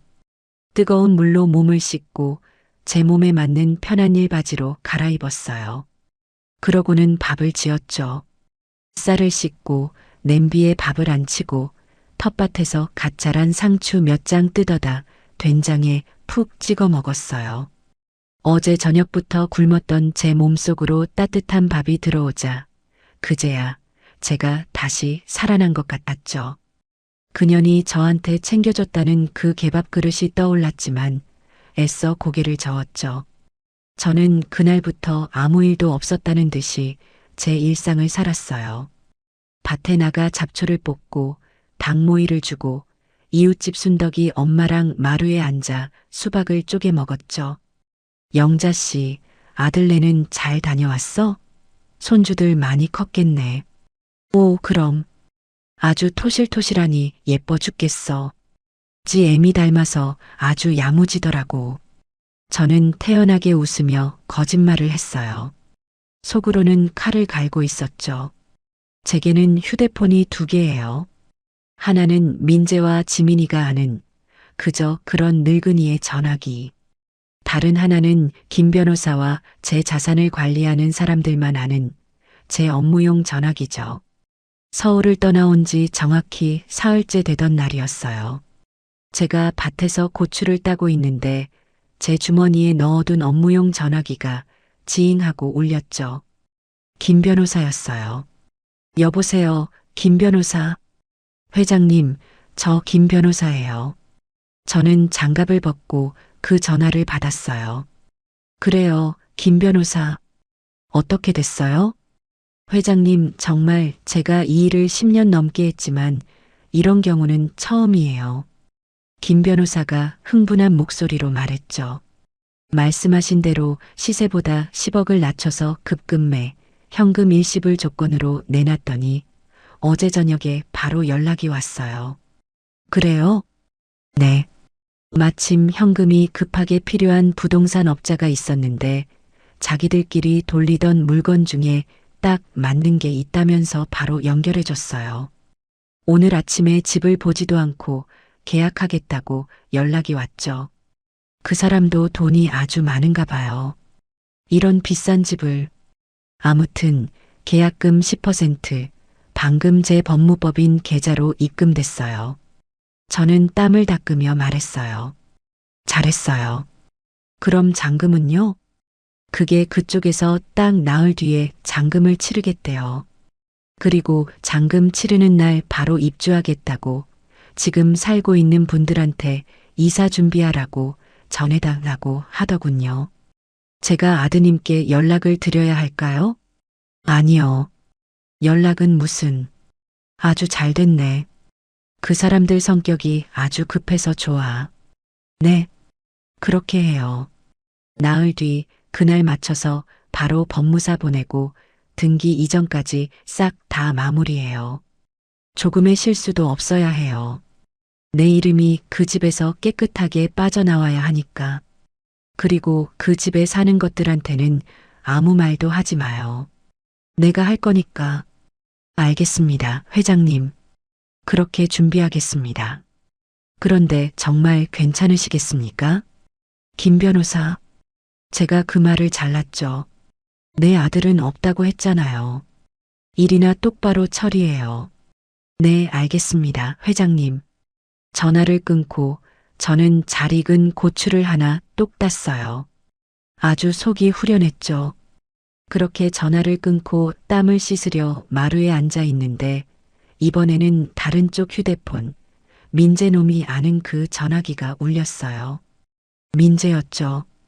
저는 그 전화기를 한참 노려보다가 아주 천천히 받았어요. 여보세요. 엄마, 어디야? 지금 어디예요? 민재의 목소리는 잔뜩 날이 서 있었죠. 제가 그 집을 나온 지 사흘이나 지났는데 이제야 전화한 거였어요. 그 서류에 찍을 도장이 급하긴 급했나 보죠. 시골이다. 왜? 시골? 시골은 왜 갔어? 아니, 말도 없이 그렇게 가시면 어떡해요. 지민이가 아침부터 엄마 찾았잖아요. 저는 어이가 없어서 웃음이 났죠. 나를 찾아? 왜? 내가 있어야 할 도장이라도 못 찾았나 보지? 엄마, 그런 말이 아니잖아요. 지금 그 서류에 도장 찍어주시기로 했잖아요. 저희 아침에 은행 가려고 했는데 엄마가 없어져서 지금 지민이가 얼마나 화가 났는지 알아요? 지민이가 화가 났어? 내가 화가 난 게 아니고. 아, 엄마. 또 그런다. 지금 그게 중요해요? 엄마, 저희 지금 얼마나 급한지 알아요? 그 사업. 민재야. 제가 그 말을 잘랐죠. 왜요, 엄마? 빨리 서울로 와요. 도장 들고. 시골에 급한 볼일이 생겼다. 우리 집 돼지가 새끼를 낳는데 밤새 애를 먹여서 내가 좀 돌봐야 해. 뭐? 돼지? 엄마, 지금 돼지가 문제예요. 사람 일이 더 중요하지. 그렇지. 사람 일이 중요하지. 그래서 나도 지금 내 사람 일하고 있는 거다. 그게 무슨 소리예요? 돼지 새끼가 사람 새끼보다 나을 때도 있더구나. 최소한 돼지는 지 어미젖 빨고 자라서는 어미를 굶겨 죽이려고 창고에 가두지는 않거든. 엄마, 지금 그게 무슨 말이에요? 그건 지민이가. 시끄럽다. 나 바쁘다. 돼지밥 주러 가야 해. 너희는 너희 일 봐라. 나는 지금 그것보다 중요한 일이 없다. 엄마, 엄마, 여보세요. 저는 민재가 뒤에서 엄마, 엄마 하고 소리치는 것을 무시하고 전화를 끊어버렸어요. 전화기를 마루에 던져두고 저는 방금 딴 고추를 된장에 푹 찍어 먹었어요. 아주 맵고 달았죠. 정확히 나흘이 지났어요. 그날은 아침부터 날이 아주 맑았죠. 저는 일부러 제일 좋은 옷을 꺼내 입고 마루에 앉아 쑥차를 우려 마셨어요. 마치 큰 잔칫날을 기다리는 사람처럼요. 오전 10시가 되자 제 업무용 전화기가 울렸죠. 김 변호사였어요. 회장님, 지금 막장금 전액이 다 입금됐습니다. 확인했습니다. 그래요. 수고했어요. 법무사팀은 지금 등기소로 출발했습니다. 오늘 오후 3시까지는 등기 이전이 완벽하게 끝날 겁니다. 그리고 새 주인이요. 새 주인이 왜요? 아주 성격이 급한 분인가 봐요. 잔금 치르자마자 오늘 오후 1시에 바로 이삿짐이 들어간다고 합니다. 용달차 10대를 불렀다더군요. 지금쯤 그 아파트에 도착해서 짐을 뺐는지 확인하러 갔을 겁니다. 그래요? 아주 잘 됐네요. 부지런한 사람들인가 보네. 저는 아주 만족스럽게 웃으며 전화를 끊었어요. 이제 모든 준비는 끝났죠. 저는 일부러 그 다른 전화기, 민재놈이 아는 전화기를 제 옆에 두고 기다렸어요. 10시 30분, 11시, 12시, 점심때가 지나도록 전화기는 조용했어요. 아직은 모르나 보네. 아니면 점심 처먹으러 나갔나? 그리고 오후 1시 10분. 따르르르릉. 드디어 전화기가 자지러지게 울리기 시작했어요. 며느리 하지민이었죠. 저는 일부러 받지 않았어요. 한 3번쯤 울리게 놔뒀죠. 그 사이 그년의 속은 새까맣게 타들어갔을 거예요. 4번째 전화가 걸려왔을 때 저는 아주 느긋하게 전화를 받았어요. 여보세요. 어머니, 지금 이게 무슨 짓이에요? 어머니, 이게 다 무슨 일이냐고요? 전화기 너머로 지민이의 자지러지는 비명소리가 들려왔어요. 아주 듣기 좋은 소리였죠. 무슨 일이냐니? 나는 시골에서 콩 골라내고 있는데. 너야말로 무슨 일이냐? 왜 그렇게 소리를 질러? 교양 없게. 교양? 교양? 지금 그 말이 나와요? 웬 사람들이, 웬 깡패 같은 사람들이 와서 자기들이 이 집 주인이라고. 당장 짐 빼라고. 지금 우리 집 현관문 비밀번호를 바꾸고 있다고요. 경찰에 신고할 거야. 어머니가 보낸 거지. 어머, 그래. 세상 참 무섭네. 근데 그게 나랑 무슨 상관이야? 그리고 거기 너희 집 아닌데. 내 집이지. 아니, 이젠 내 집도 아니네. 어머니, 당신이 판 거예요? 그렇죠. 당신이 이 집 팔았죠. 말해. 이 늙은 여우야. 이제 어머니 소리도 안 하더군요. 늙은 여우? 내가 여우면 너는 뭐냐? 너는 구미호냐? 내가 내 집 팔았다는데 너한테 허락이라도 받아야 하니? 당신 미쳤어. 우리가 여기 사는데 어떻게 말 한마디 없이 우리더러 지금 당장 어디로 가라고. 이 집이 어떤 집인데. 그러게 말이다. 어떤 집인데. 그 집이 그런 데가 아니라고 너가 그랬잖니. 아무나 함부로 만지고 그러는 데가 아니라고. 촌티나게 흙 묻은 손으로 만지면 안 된다고 했지, 너가. 뭐, 그게 지금. 그때 전화기 너머로 민재의 울부짖는 소리가 들렸어요. 지민이한테서 전화기를 빼앗은 것 같았죠. 엄마, 제정신이야? 어떻게 우리한테 말 한마디 없이 집을 팔아? 엄마, 우리 짐이 다 밖에 나와 있어. 저 사람들이 우리 짐을 다 복도로 던지고 있다고. 어머, 어떡하니? 비싼 그 돌멩이도 던져버렸나 보네. 그거 내 아내가 작가 작품이라고 내가 만졌다고 펄펄 뛰던 건데. 엄마, 지금 그게 농담이 나와요? 우리더러 지금 당장 어디로 가라고. 네. 애들은 어떡하고. 엄마, 어떻게 아들한테 이럴 수가 있어. 민재는 정말 억울하다는 듯이 울부짖더군요. 아들, 내 아들. 저는 조용히 말했죠. 내 아들은 자기 어미를 굶기지 않아. 내 아들은 자기 어미를 창고방에 가두지 않아.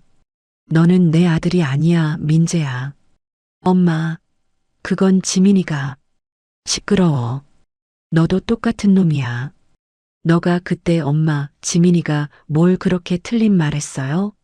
라고 말했을 때 너는 이미 내 아들이 아니었어. 엄마, 새 주인이 짐을 빼라면 빼줘야지. 어떡하겠니? 너희가 살던 집, 이제 너희 집 아니야. 깨끗하게 비워주고 나와. 그게 법이다.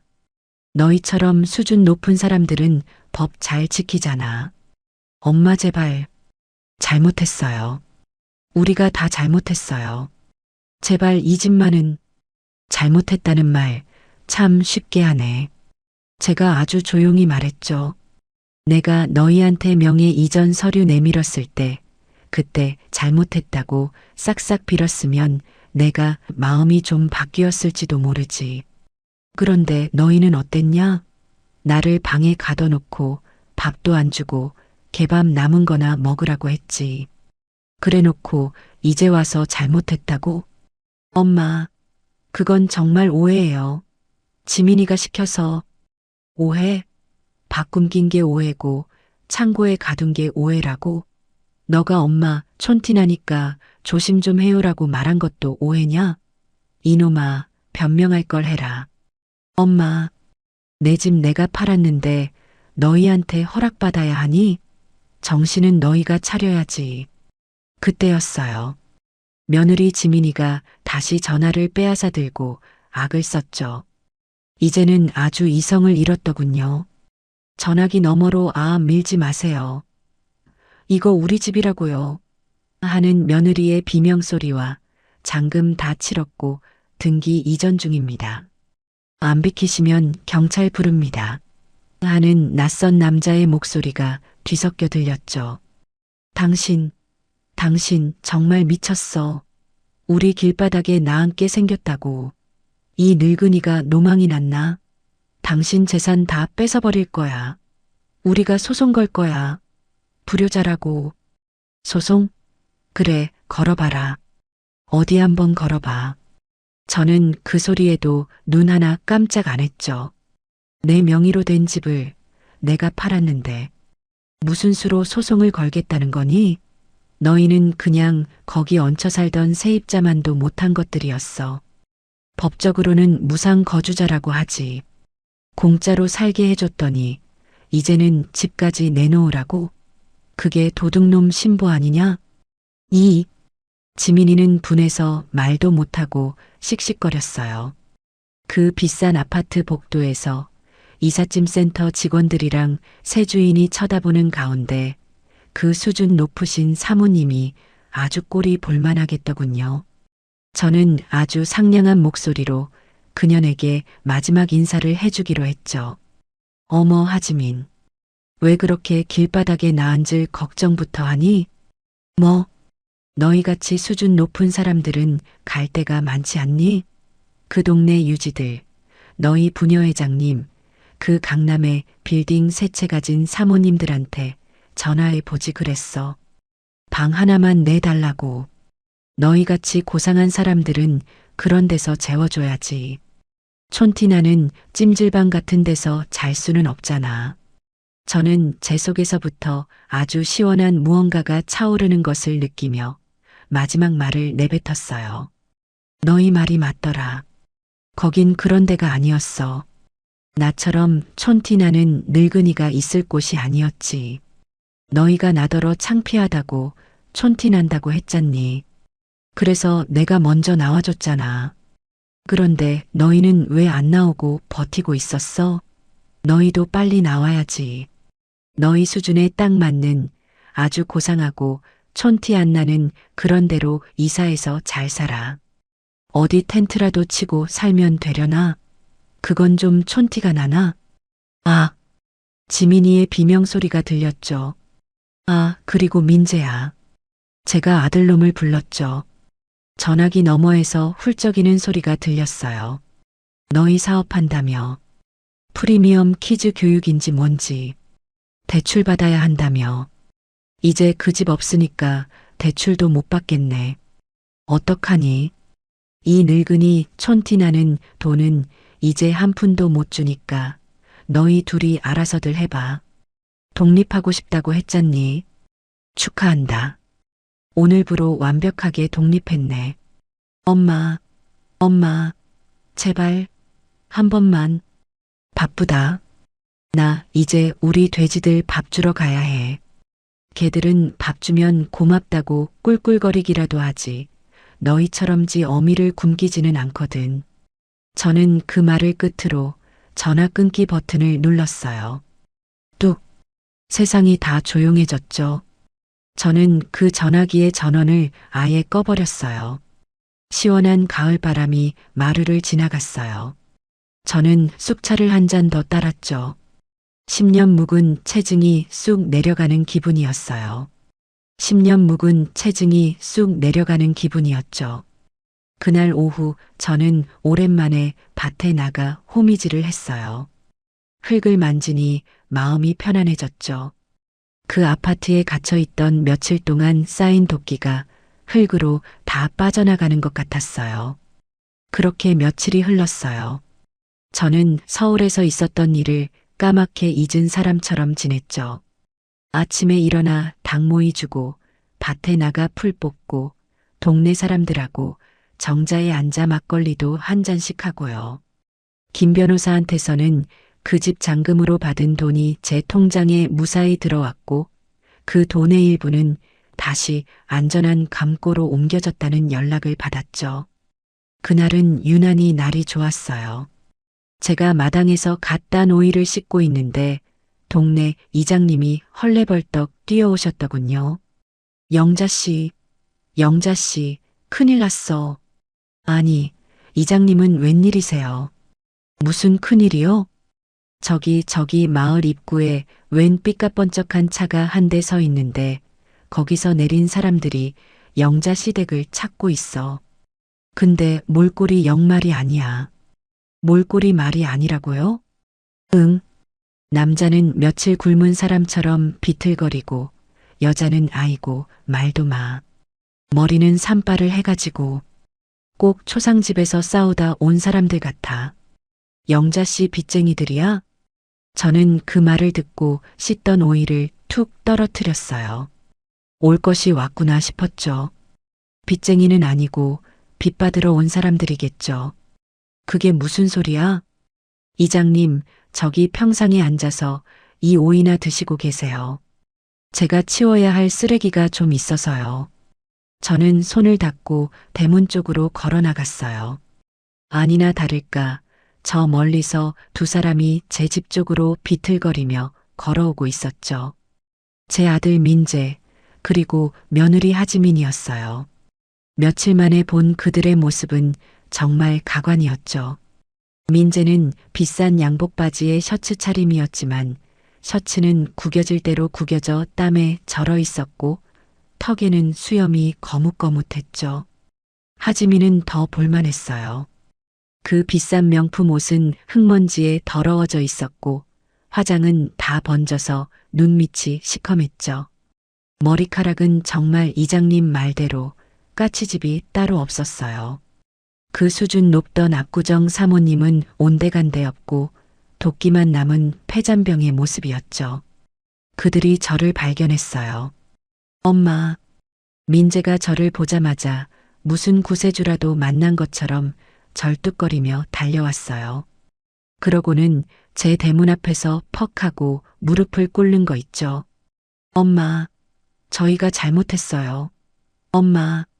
민재는 흙바닥에 이마를 찧어가며 울부짖기 시작했어요.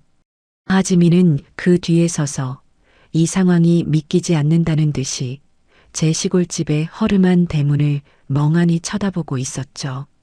저는 그 꼴을 가만히 내려다봤어요. 누구신가 했네. 웬 거지가 우리 집 마당에서 재롱을 부리나 했지. 제 차가운 말에 민재가 고개를 들었어요. 그 눈은 핏발이 서 있었죠. 엄마, 제가 죽일 놈이에요. 제가 엄마한테 어떻게 그런. 알면 일어나서 가봐라. 너희 같은 죽일 놈들은 우리 집에 들릴 수 없지. 엄마, 제발, 저희 갈 데가 없어요. 그날 집에서 쫓겨나고 여관이며 모텔이며 전전하다가 가진 돈도 다 떨어졌어요. 어머나, 제가 가짜로 놀라는 신용을 했죠. 그랬구나. 수준 높은 너희가 어쩌다가 터미널 대합실 신세까지 졌어. 그 압구정 사모님들은 다 어디 가고 그 빌딩 가진 친구가 재워줄 줄 알았는데 제 말에 뒤에 서 있던 하지민이 부들부들 떨더군요. 당신, 어디서 당신이야? 내 이름 전영자다, 이년아. 제가 쏘아붙이자 지민이가 제게 달려들 기세로 소리쳤어요. 당신이 어떻게 우리한테 이럴 수 있어. 당신 때문에 내 인생이, 내 사업이. 시끄럽다.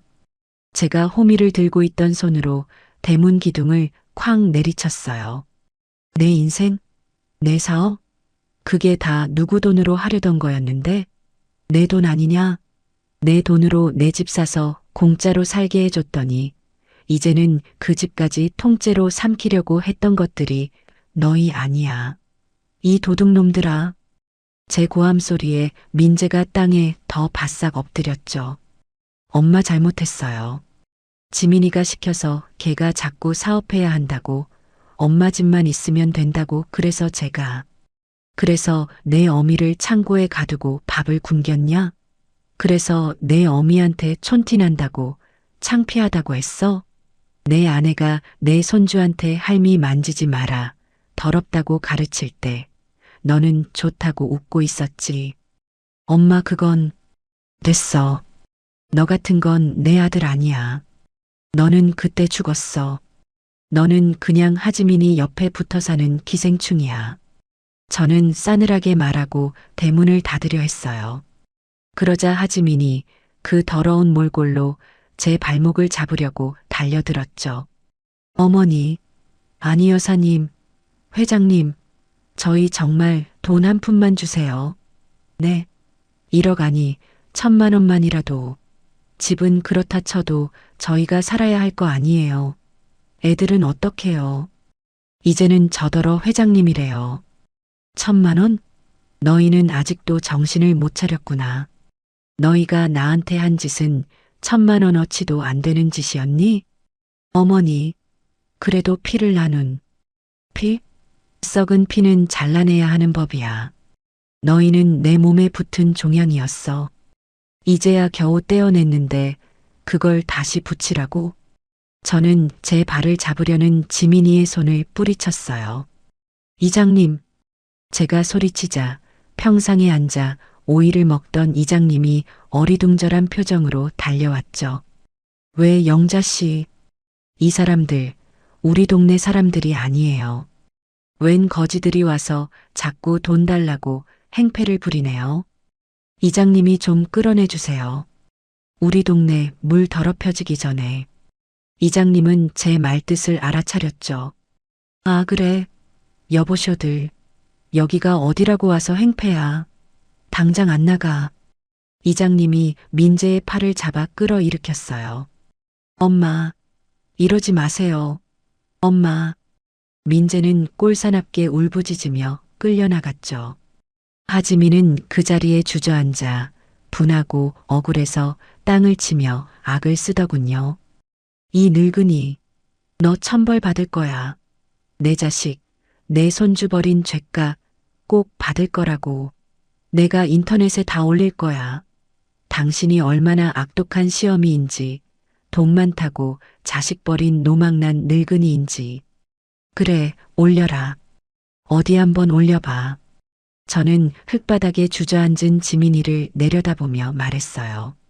너희가 내 돈으로 산 그 집에서 롤렉스니 샤넬이니 하는 것들 휘감고 찍은 사진도 같이 올려.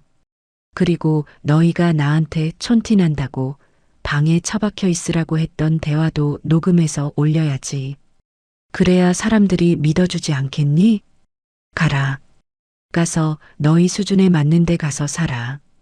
여긴 너희 같은 것들이 올 때가 아니야. 여긴 그런 데 아니에요. 너희가 나한테 했던 말 그대로 돌려줄게. 저는 대문을 쾅 닫아버렸어요. 밖에서 두 년놈이 한참 동안 문을 두드리고 욕을 하고 울부짖는 소리가 들렸죠. 저는 귀를 후비며 마루에 앉아 아까 씻다 만 오이를 마저 씻었어요. 아주 시원하고 달더군요. 그렇게 그날 제 아들놈과 며느리녀는 이장님과 동네 장정들 손에 이끌려 거의 질질 끌리다시피 마을 입구에 세워둔 차에 태워져 쫓겨났어요. 꼴이 아주 볼만했죠. 그 삐까번쩍하던 차는 며칠 동안 여간비를 내고 기름값을 쓰느라 이제는 그저 흙먼지 묻은 깡통에 불과해 보였죠. 저는 그들이 떠나는 것을 보고도 밥 한 끼 거르지 않고 잘 먹고 잘 잤어요. 이제 정말로 끝이라고 생각했죠. 하지만 그년 하지민이는 그렇게 쉽게 포기할 여자가 아니었어요. 그 일이 있고 나서 한 이틀 지났을까요? 제 민재 엄마용 휴대폰이 다시 울리기 시작했어요. 이번에는 민재가 아니었죠. 하지민이었어요. 여보세요. 이 늙은 여우야. 너 나한테 이럴 수 있어? 너 때문에 민재 씨가. 민재가 뭐? 또 어디 가서 무릎이라도 꿇었니? 너 우리 민재 씨가 지금 어디 있는 줄 알아? 공사판에 나갔어. 너 같은 거한테 효도하겠다고 서울에서 번듯하게 회사 다니던 사람이 지금 먼지 구덩이에서 벽돌 나르고 있다고. 이게 다 너 때문이야. 저는 그 말을 듣고 어이가 없었죠. 공사판? 거기도 아무나 받아주는 데가 아닐 텐데. 쌀 한 가마니 들어본 적 없는 놈이 벽돌은 나를 수 있대? 그리고 그게 왜 나 때문이야? 지 마누라 사업 자금 대주려고 나한테 사기 치려다가 실패한 거지. 사기? 이게 사기야. 자식이 부모한테 집 좀 달라고 한 게 사기냐고. 내 집을 너희 집으로 만들려고 한 게 사기지. 그럼 뭐니? 그리고 너 말 조심해라. 나 지금부터 너가 하는 말 다 녹음할 거니까. 녹음? 하? 마음대로 해. 나는 이제 잃을 것도 없어. 너 전영자. 너 나한테 돈 안 주면 나 어떻게 할지 몰라. 나 우리 애들 데리고 너희 집 밭에서 농약이라도 마실 거니까 그런 줄 알아. 저는 그 말을 듣고 한숨을 푹 쉬었어요. 애미야. 누가 내 애미야? 그래, 하지민. 너 참 나쁜 년이구나. 내가 80평생에 너를 처음 본다. 그래, 마셔라. 마시려면 너 혼자 마셔. 왜 죄 없는 애들을 끌어들여. 너 같은 건 지옥에 떨어져도 싸. 뭐라고? 지민이는 제 차가운 반응에 당황한 것 같았죠. 그리고 너 똑똑히 들어.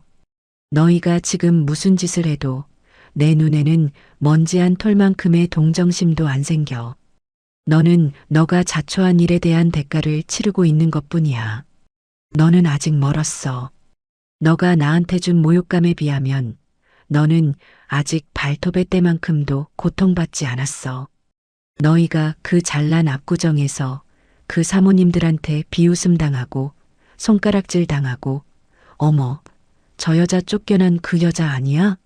하는 소리를 들으면서 너가 그토록 혐오하던 촌티. 나는 지하 단칸방에서 곰팡이 냄새 맡으며 살게 될 때. 그때가 되어야 겨우 셈이 맞을까 말까 한 거야. 전화기 너머에서 지민이의 거친 숨소리만 들려왔죠. 그러니까 다시는 나한테 전화하지 마. 그리고 내 아들놈 받고 너랑은 더 이상 할 말 없다. 싫어. 못 받고 당신이 우리 민재 씨 망쳤어.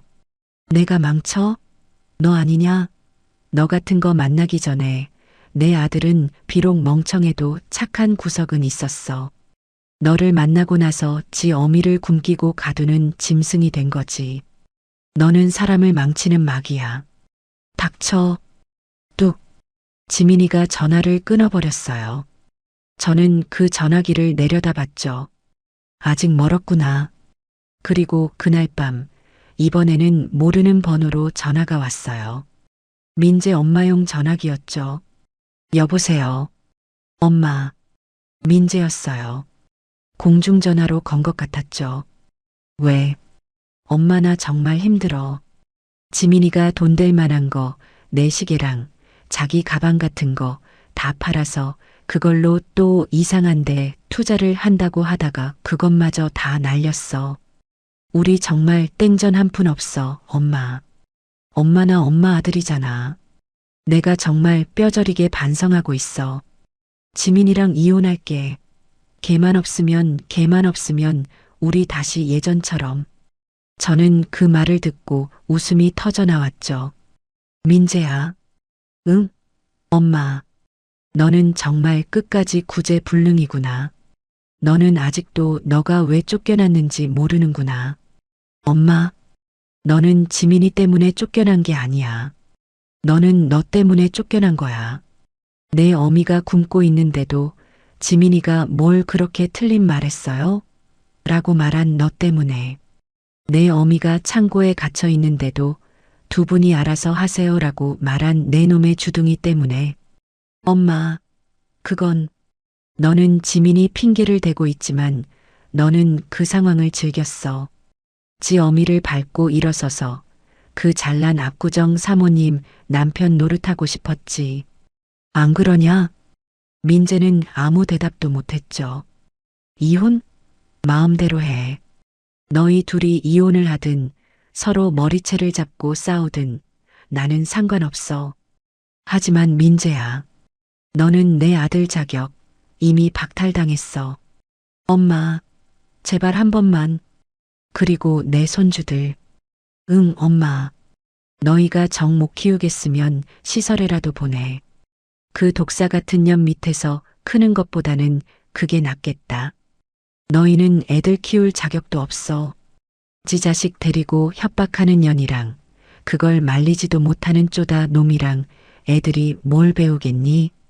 엄마, 어떻게 그런 말을. 끊는다. 다시는 이 번호로도 전화하지 마.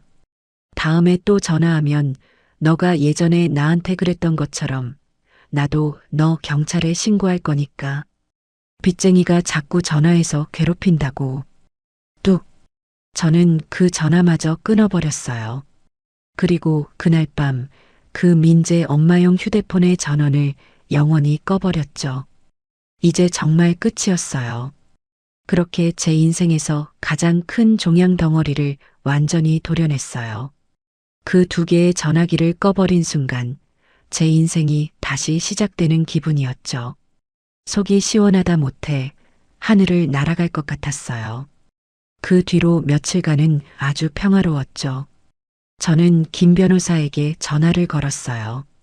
제 업무용 전화기로요. 김 변호사 나예요. 그 압구정 집한 돈말이에요. 네, 회장님. 말씀하신 대로 안전하게 보관하고 있습니다. 혹시 다른 부동산을 보시는 게 있으십니까? 아니요. 부동산은 이제 지긋지긋해요. 그 돈 내가 좀 써야겠어요. 네. 어떻게야, 혹시 아드님? 아니요. 제가 단호하게 말했죠. 김 변호사, 내 이름으로 재단 하나 만듭시다. 재단 말씀이십니까? 그래요. 재단. 뭐, 거창하게 할 건 없고, 그냥 전영자 장학재단 뭐, 이런 거. 장학재단이요? 네. 내가 평생 흙만 파고 살아서 돈이 있어도 어디다 쓸 줄을 몰랐어요. 그저 자식 새끼 입에 넣어주면 그게 다인 줄 알았지. 근데 그게 아니었어. 저는 마루에 앉아 저 멀리 들판을 바라보며 말했어요. 이 시골에도 돈이 없어서, 부모가 없어서 공부 못하는 애들이 천지예요. 지 어미, 지 아비가 번듯하게 살아있는데도 촌티 난다고 무시하는 그런 놈 말고 진짜 흙 속에서 피어나는 연꽃 같은 그런 애들. 그런 애들한테 내 돈을 좀 쓰고 싶어요. 김 변호사는 한참 동안 말이 없었죠. 회장님, 정말 멋진 결정이십니다. 알겠습니다. 제가 당장 법률 검토 마치고 서류 준비해서 내려가겠습니다. 그래요. 그렇게 해요. 그 집 한 돈 싹 다 털어 넣을 거니까. 그리고 내 전 재산도 내가 죽으면 다 그 재단으로 가게 해줘요. 내 아들놈한테는 땡전 한 푼, 아니 1원짜리 하나도 가지 않게. 유언장도 그렇게 다시 써요. 알겠습니다, 회장님. 그렇게 진행하겠습니다. 전화를 끊고 저는 정말 오랜만에 마음 편히 웃었어요. 그 돈이 아깝다는 생각은 눈곱만큼도 들지 않았죠. 오히려 그 더러운 돈이 이제라도 좋은 곳에 쓰이게 된다니 다행이다 싶었어요. 그렇게 몇 주가 지났어요. 김 변호사는 일처리가 아주 빨랐죠. 전영자 장학재단은 일사천리로 설립되었어요. 그리고 첫 번째 장학금 수여식이 우리 동네 그 작은 면사무소 회의실에서 열리게 됐죠. 저는 그날 제가 가진 옷 중에 제일 깨끗하고 단정한 옷을 입고 그 자리에 갔어요. 동네 이장님이 사회를 보고 군수님까지 와서 제 손을 잡고 어르신, 정말 대단한 일 하셨습니다. 하고 치하를 하더군요. 제 앞에 교복을 입은 학생 5명이 수줍게 서 있었어요. 부모님이 안 계시거나 할머니 손에 자라는 꼭 옛날의 저와 민재를 보는 것 같은 아이들이었죠. 제가 첫 번째 아이에게 장학증서를 건네줬어요. 학생 꿈이 뭔가? 저는 커서 변호사가 되고 싶어요.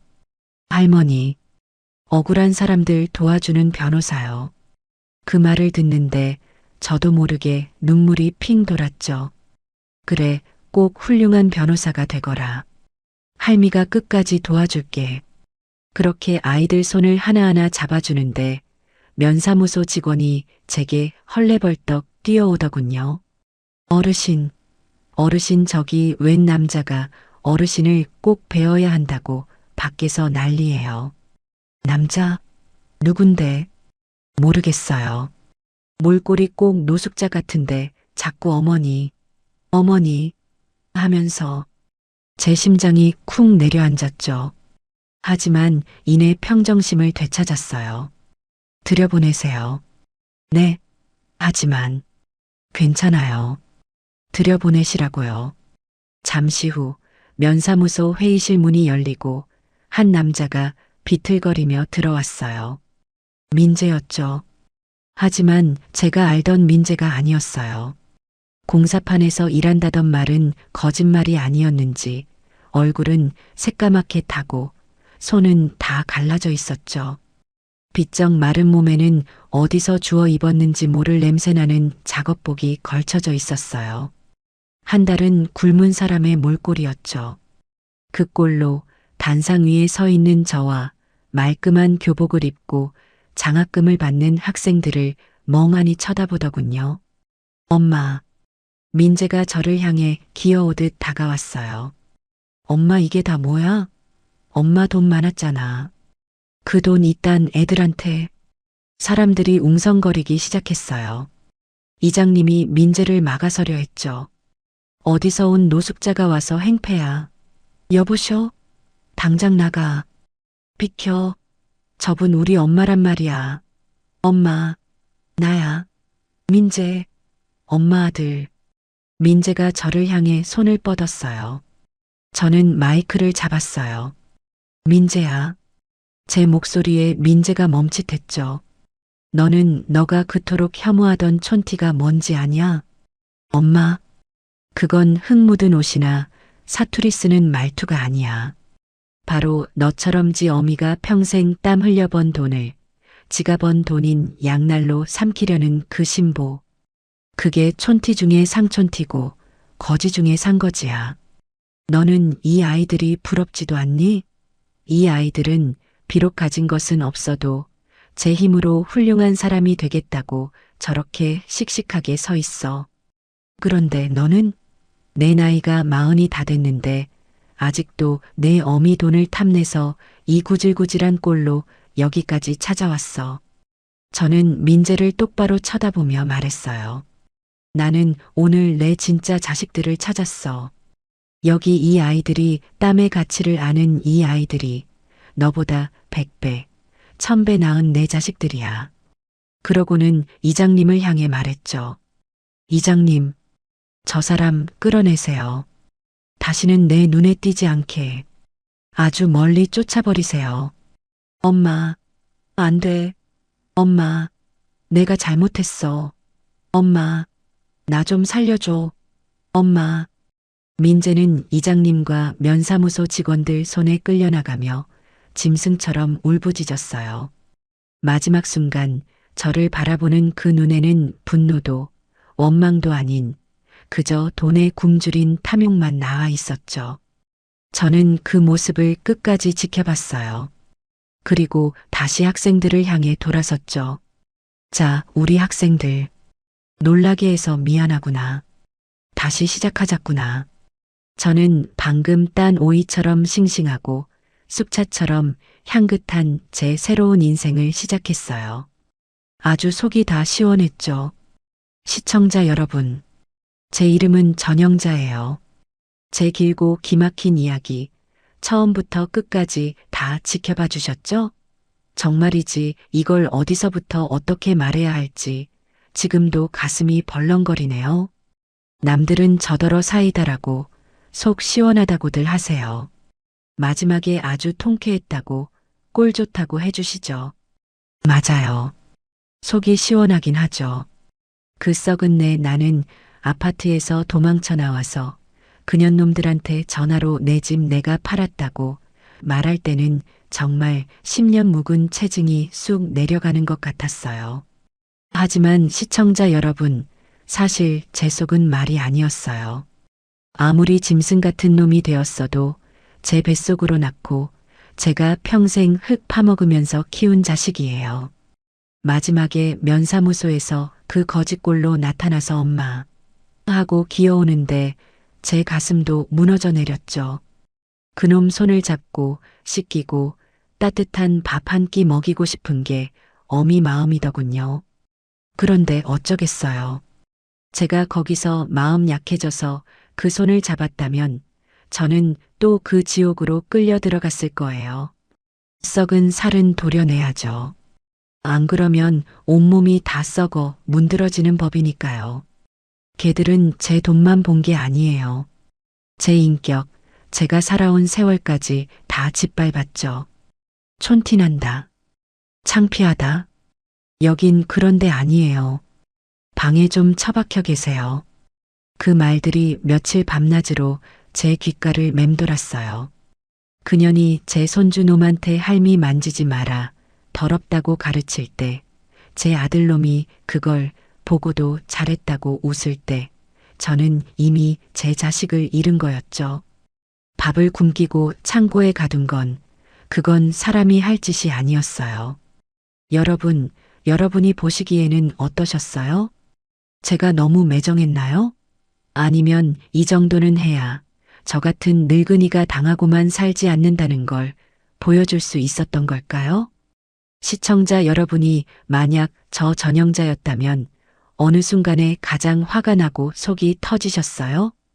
그깟 돌멩이 만졌다고 도둑 취급하며 여긴 그런 데 아니에요. 하고 소리 지르던 며느리년 하지민이의 그 낯짝이었나요? 아니면 다 듣고 나서 엄마 지민이가 뭘 틀린 말했어요? 하고 안에 편들던 제 아들놈 민재의 그 등신 같은 배신이었나요? 그것도 아니면 저를 창고방에 굶겨놓고 개밥 그릇 주면서 명예 이전 서류 내밀던 그 짐승 같은 두년놈의 탐욕이었나요? 또 언제가 가장 속이 시원하셨는지도 궁금해요. 제가 김 변호사한테 당장 팔아요. 현금 박치기로 하고 새벽에 전화했을 때요. 아니면 쫓겨난 그년놈들이 거짓골로 시골집에 찾아왔을 때 제가 여긴 그런데 아니에요 하고 대문 닫아버렸을 때요. 그것도 아니면 마지막에 면사무소에서 내 진짜 자식들은 여기 있다고 말하며 그놈을 쫓아냈을 때인가요? 여러분, 그 두년놈 민재랑 하지민이는 앞으로 어떻게 살 것 같아요? 제 아들놈이 저한테 이혼하겠다고 싹싹 빌던데 걔들이 정말 이혼했을까요? 아니면 끈 떨어진 거렁뱅이 신세가 되어서도 서로의 머리채를 잡고 다 너 때문이야. 원망하면서 그 지옥 같은 삶을 같이 살까요? 곰곰이 생각해봐도 그 독사 같은 하지민이가 제 아들놈을 가만 놔둘 것 같지가 않네요. 제가 마지막에 제 전 재산을 털어서 전형자 장학재단을 만든 건 정말 잘한 일 맞죠? 어차피 그 더러운 돈 그놈들 손에 쥐어줘봤자 제2, 제3의 피해자만 만들 뿐이에요. 차라리 이렇게 흙 속에서 땀 흘리는 진짜 보석 같은 아이들, 억울한 사람 돕겠다는 착한 아이들한테 쓰는 게 제 남은 인생에도 먼저 간 영감한테도 떳떳한 일이라고 생각했어요. 여러분도 제 마지막 결정 응원해 주실 거죠? 제 이야기를 보시면서 웃고 울고 또 같이 욕도 많이 해주셨을 거예요. 여러분의 생각이 참 궁금해요. 제가 어떤 점은 부족했고 어떤 점은 잘했는지 여러분 한마디 한마디가 저한테는 큰 힘이 될 것 같아요. 댓글 많이 좀 달아주세요. 저도 틈틈이 다 읽어볼게요. 고맙습니다.